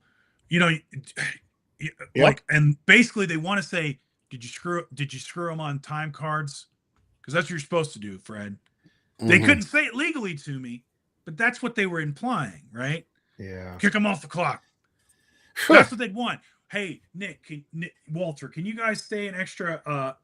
I need you to stay an extra 2 hours, but if I only need you for 55 minutes, you got to get off the clock in 55 minutes. I got to save that 5 minutes for the company. Yep. That's what they wanted me to do instead of saying, and I got you for 2 hours. I okayed that. Hey guys, can you go and tag out some of this equipment, and just like, so we can get it in maintenance and blah, blah, blah, or like just something easy. And, be like, yeah, man, thanks, dude. All right, no problem. We'll get that done. Yeah. And it's like, why is Fred's operation so much better? Because I did that. Yes. And that's the thing. They would prefer that you do a bad job by their standard than a good job. Because I had the same thing in school, and it's the exact same thing you said. When I was teaching, they're like, you have to be hard on these kids. And I'm just like, no, we're together. It's a cooperative learning environment. I'll treat them with respect. And I got so much shit, from other teachers for doing it that way. Because they're like, well, then they're out of control when they come to. It's like, no, they're not. You're just pulling shit out of your ass. Because it's like, they're doing great. And they'll come in. It's like, well, that kid's doodling. It's like, yeah, that kid got 100 on the last test. If she likes to doodle while I'm talking, she's absorbing the information. That's helping her. Obviously, I'm not going to force her to just sit there like a robot because you have some perverse misunderstanding of how human beings interact and what authority means. But yeah, like, they'll teach you to fail. Like, deliberately, they put you in authority positions to fail and then to justify punishment.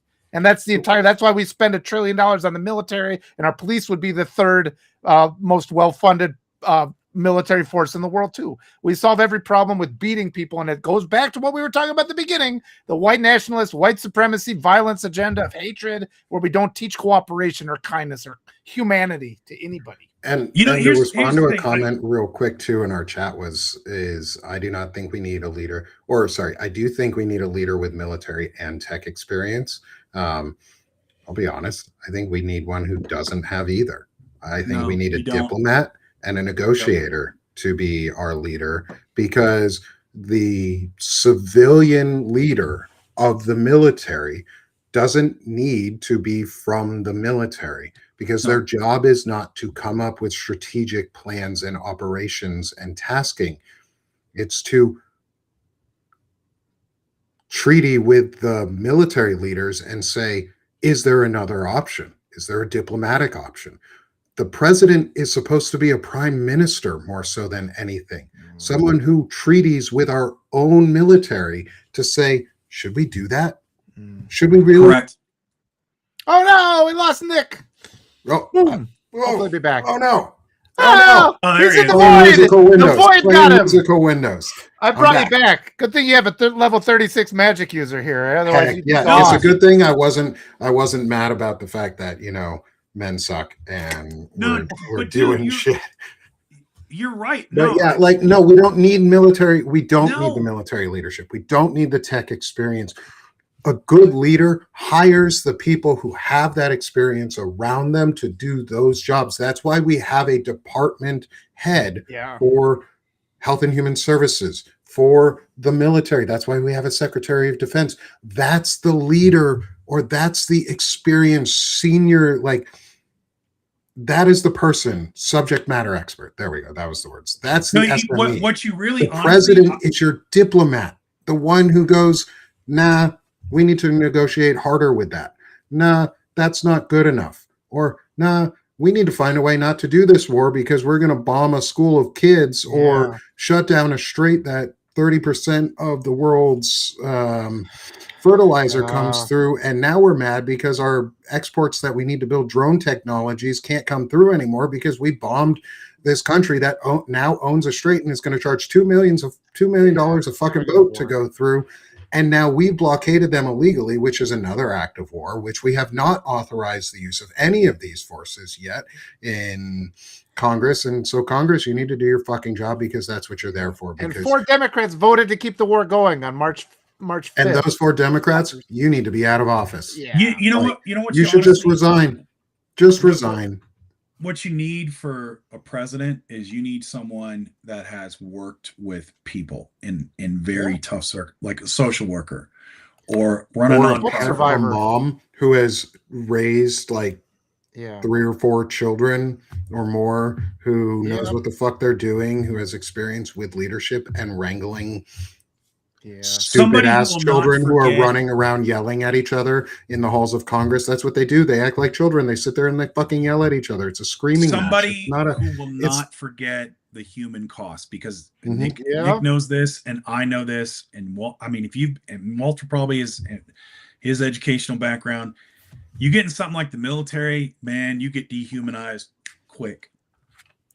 You're just another grunt. You're just another person. Like, they may know you, but on a personal level, it's like, if you go against the rigidity of the organization, then you are stamped out, right?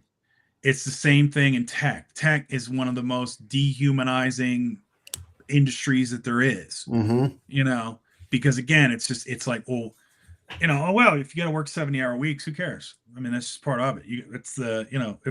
It's crunch. Too lazy to work, are you? You're too lazy. That's what they start telling you, right? I'm just asking. I want a former bartender to be president, because someone with let's say, hypothetically speaking, someone with a really good education who then became a bartender knows how to talk to people.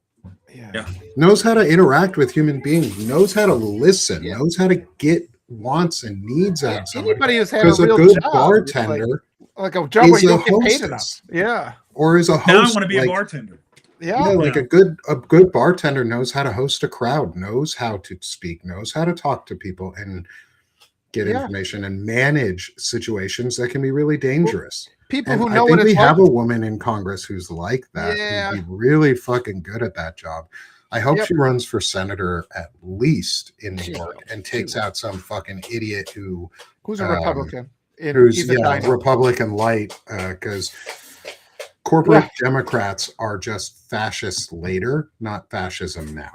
And we need to get over that. Corporate Democrats are not our friends. They people are not who our don't have friends. enough, who haven't had enough money to pay rent at the end of the month. That's what we need. Somebody who knows the struggle. If you're in Congress and you've made a bunch of money on stocks, you should be banned from from asking for donations from citizens until you have spent as much money on your own political campaign as you have made while in office outside of your salary. Anything outside of your salary that you have made, you should be required to have to put it back into your campaign if you're going to run again. And if not, you shouldn't be able to make that money. Well, they should support that's bribery. That's bribery. That's all it is you're being bribed. We need to, and we need to start talking about that too. Like, we need to be open with the ideas that we're going to talk about a whole bunch of shit that makes people uncomfortable. One of those things is lobbying is bribery, and it should be illegal. It should absolutely be illegal. Lobbying is bribery, and guess who take less money on average than others in Congress? Women. Women tend to be bribed less often in Congress because they're more likely to say no. Well, they know they'll be held accountable. There are a lot of them in Congress who are bought off. There are very few in Congress, currently at least, who are good human beings and that I actually care about. And like that, I would say it would suck if this person was lost. You know who's on that list or not on that list? Men. Basically, none of the men in Congress until you've proven otherwise. I always come at men now with the air of, you might be a rapist. Yeah. If you're especially if you're in Congress, you might be a rapist. I don't know if I trust you yet until it has been really thoroughly vetted that you're not. And if you are, don't fucking run for Congress, because it's going to come out and we're going to believe the women. Because yes, it's okay that women come out during congressional runs and tank a congressional campaign. That should have been taken care of years ago when she first probably spoke up and nobody wanted to fucking believe her. And it's been 10 years or 20 years that she's been holding on to this because nobody wanted to fucking believe her in that amount of time. And so she finally got it out there and she had to live all that trauma again and again and again. Instead, believe the damn women and then make the men who perpetrated those acts have to prove themselves innocent of it. Yes, I understand we have guilty until or innocent until proven guilty. That means you can't be jailed. That means they're not supposed to jail you illegally and like hold you. But not guilty and innocent are two different things. But Nick, Brett Kavanaugh likes beer. Right? Oh yeah, I heard Brett Kavanaugh likes. You know the funny thing is, pressure I was in a fraternity too in college once. I was in a fraternity and I like beer too, but guess what, Brett Kavanaugh? I never got accused of rape. No, neither have I. Easy line not to cross. How these detestable men that we just keep elevating, and there's just nothing appealing about, any of them. This entire conservative movement, it's something's got to be done. They got to be done. Yeah, and I said it the other day too. Was every branch of government currently has a pedophile in it? Yeah, every branch of government in the U.S. currently has a pedophile in it. Every single one. I can't prove that Brett Kavanaugh or Clarence Thomas or John Roberts or Neil Gorsuch, is that who it is? The Dude, other at this point with the Epstein files, any of them, they're all. Man. You're just like statistically speaking, you're probably a rapist, guys. Banks too, and just all dude, the things. Clarence Thomas and Anita Hill. Yeah, I mean, Brett Kavanaugh is Brett, dude. Brett you got Kavanaugh. Just wait, bro. Just wait, because you're gonna lose your job too. And a lot of us, all of us, it should be all of us, but a lot of us agreed with the women who came out, believed the women who spoke up, and didn't need more information because the story sounded so fucking believable. Because it's easy to believe that those things happen when you've seen what those things happen look like because you're in, say, a fraternity and people are shitty human beings. And if you want to know who some of the worst human beings in the world are in college, are fraternity boys. Oh God, because they have an earned stereotype. They live the stereotype. You can tell by the way they move. A lot of times, like just the demeanor, the way these people get on you, they grab you, and I mean they'll do it to other men too. They grab, and it's just like, it's gotta be stopped. And it only is allowed to exist because we allow it to exist. Now you know, so you can grow. Hey guys, now you know to just be better. Right. I don't have my Just Suck Less water bottle right now with me because it's in my dining room, but just suck less. Like that's literally all you have to do is keep your hands, your penis, everything else to yourself, and you will suck less just by doing those three things. Just by doing that, you'll suck less. And when you hear somebody say anything but yes, it means no. Lucky for me, I have a detachable penis and I can leave it at home. Okay. So. King Missile. Yeah, all right. Uh-oh, I lost it. I ended up buying it from a street vendor for $12. You got a good deal on it. I'm so glad we derail ourselves in these conversations. It's Fred, true. we'll have to have you back so many more times soon again. It's like that line from Full Metal Jacket. It's a good Arvin rifle. It's never been fired and only dropped once.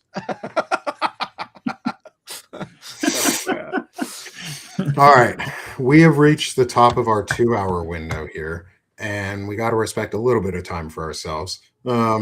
Is first off, go subscribe to Andra.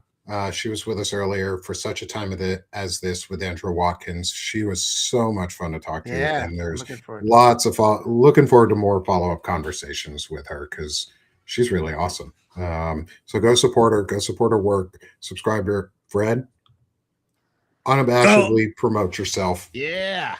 Frederick Pogue. Pogue. With my frat boy pick. And talking about frat boys. Mrs. from Middle-Aged Man on Substack. That's pretty much where I hang out most of the time. So definitely give me a follow there. Yeah, that's about it. If you want some progressive and unabashed thoughts at this point, give me a couple minutes. We need you. We need you in this. Dude, I'm telling you, at this point, I'm just I'm not carrying water for nobody. I'm just calling balls and strikes. Yeah. If you suck, you suck, and it's it. It's like, well, Fred, you got to think about no. That's not my job. Yeah, it's not my job. We're past the 3 tries. We're past all of it. Oh, God. You've had enough chances. No, yeah. I'm not carrying water for nobody. It's like, oh, but what about the Democrats? Well, then they need to go out and prove and earn some votes. Yep. Yeah. They got to come talk to us. They could come talk to us. We're sitting right here. If they got time to call up progressives and tell them to drop out of races, they can come talk to us. Yeah. Demand they actually state what they're going to run on. And then, it's like, oh, I'm going to do this when I get to in office, and then hold them accountable and make them do it. Yep. Yeah. Period. Make them do it. Love it. Yep. Thanks, brother. Walter. Yeah, thanks everybody. And as I've been saying, I've been interviewing all these progressive candidates. That's been eye-opening. They've been all wonderful, and I need all your help supporting those candidates, sharing those interviews. We got to let America know it's the primaries. They're everything is distracting us from the primaries. The old school legacy media doesn't cover them because it's easier to buy the primaries. Then you have 2 bought candidates, and you get the illusion of a choice in the general. And the midterms are not where the fight is. The fight is right now. And it's the fight is now because nobody's covering it. So I need your support. The more free subscribers I can get, so more people can know about these candidates. If you're in the states of these candidates, you can get them on the ballot. America has the right to choose who represents them. And we have forgotten that. And I need more help. I'm going to take the rest of the day off. I'm tired. Last week, I overdid it. I found my limits last week. I didn't recover over this weekend. I have to sleep the rest of the day. Grassroots movements need everybody. I need all your support. Just sharing these articles. Both Fred and Nick. Woof, woof. Both Fred and Nick have joined me. My dogs agree. They've joined me in interviews. That helps build the audience. I'm going to bring them back on for more. But yes, we can get real people in office who are not rapists. That's it. That's the end. Let's elect people who are not rapists. That's the bar, isn't it? That is the bar. Oh my God. And it's such an easy bar to meet too. You'd think it would be. You would think it would be an easy bar to. It should be an easy bar to meet. Yeah. And Walter, I have so much good to say about Walter. So please, everyone, go support my friend. Well, go ahead and say the things you were thinking. And all the incredible work that he's doing, because he's putting in the effort. I will, Walter. I will compliment you, my friend. He's doing some fucking incredible work. He's coming out there and he's being vulnerable and he's being honest and he's talking about how he feels and what is impacting his life and how it affects his family. And you know what? We need more men to fucking do that. We need more men out here doing that, because then more men will be comfortable doing that at home and in their personal lives. And the more men we get doing that, the less men we have raping people. And the less kids will have to suffer. Yeah, so many kids are suffering right now. That's the hardest part. All these kids have to put up. And that's like we can end this. We can end this. Walter is someone who's we will end this, not can. We will end this. And Walter's someone who is working on that and is part of that movement to end it. So support my friend Walter, support my friend Fred, support my new friend Andra. And then if you got some time, come support me here at Sing of the Ship Publications. I'm Nick Paro, not your dad. And we're doing a lot of stuff just like this. We deconstruct masculinity. We break down the patriarchy and white supremacy and the bullshit around that. Make space for chronic illness and chronic conditions and what it's like to live with those in honest ways and honest discussions and conversations. And we write poetry and we have fun and we make fun of the assholes and we're making a manosphere that doesn't suck because we want to suck less. We want to make it so that women aren't afraid of men, and it isn't all men, and it doesn't have to be that bullshit because it should be done by now, guys. It's 2026. We've been like a long time. We've been trying. Like, can we just grow up a little bit here, dudes? Like, just easy. Try something new. Yeah. Let's go away from the micro syndrome and go to the macro syndrome where you feel good about yourself because you're part of a community. You're part of something bigger, not something small, not something tiny. Oh, man. Yeah. Fuck those guys. Fuck those guys. And if you want, please come join us at the Sick of This shop where you can get Notes of the Week merch, such as the Now You Know So You Can Grow coffee mug. We have it in left and right-handed formatting because I'm left-handed and I like things so that the cool picture can show on the front. Or you can get the matching hoodie. And you can have Walter and my face hanging out on your coffee mug or on your back, having a good time. Because we want to. Walter out here. This is great. Me, peace. Fred, you're getting into all of it. You're stuck here with us. I know. That's what we do. All right, friends. Let's go have a great day. You'll see me here in a little while. I should be back on here in a little while with Melissa Corrigan for the second of our amazing mom guests on intelligent masculinity, to get a new perspective and hear from some of those who have taught intelligent men and boys to grow up. I want you to start out that conversation with Melissa and tell her that she needs to calm down for me. Like, whoa! Yeah. Tell her as a Marine. You start getting excited, Fred. Yeah, it's like I hate that for me as a U.S. Marine sailor. You calm down a little bit, just a little bit. I'm gonna tell her that she needs to lower. She needs to lower or raise the sails and let the wind and just let the sea take you. Get that wind out of those sails. I am the storm. Yeah. Yep. I'll make sure to do that for you, Fred. That sounds like a winning condition on my part. There's no way. I'm not that brave. Not that brave. The pause before the response would be the thing. Just the and then unleash the Kraken. Unleash Melissa. And I love Melissa. Listen, honey, you just need to calm down. Really push out my Substack. She's great. I love her. Listen, Linda. Melissa's my favorite. I love her. All right, guys. You guys are amazing. This has been so much fun. Fred, we'll have you back again soon because absolutely these are so fun when you're here, brother. No, yeah, I love it. And again, as always, you're welcome to the Diogenes Club on Thursdays to come hang out with us. You got to hear my poem that I wrote for you. It's beautiful. Yeah, you know and what? I'll show up just for that. Oh, I got to be ready. I got to print it out. Okay, guys, we're going to close out our show now. I'm actually going to do one final thing, and I'm going to read it because I said I was going to read it during the show. Okay. I haven't read it yet. It's the poem from the Diogenes Club because, Fred, you got to hear this one. This one it's a sonnet called Operation Epically Fubar. Okay. An epically Fubar operation. Tomahawking a school to free the kids. Liberating life in ways war forbids. It's fucked up beyond all recognition. An epic attempt to distract from crimes. Pedos, rapists, and destroyers of life. Hiding hate behind war, causing world strife. It's fucked up in ways breaking all our minds. An epically Fubar way for control. Red flags, red hats, red hearts are the true threat. Trample freedoms, take rights, live in their debt. Chaos to power is the final goal. Fucked up way to hide, steal, cheat, and destroy. Fucked up way to try to take all our joy. Yeah. And we'll leave you with that, y'all.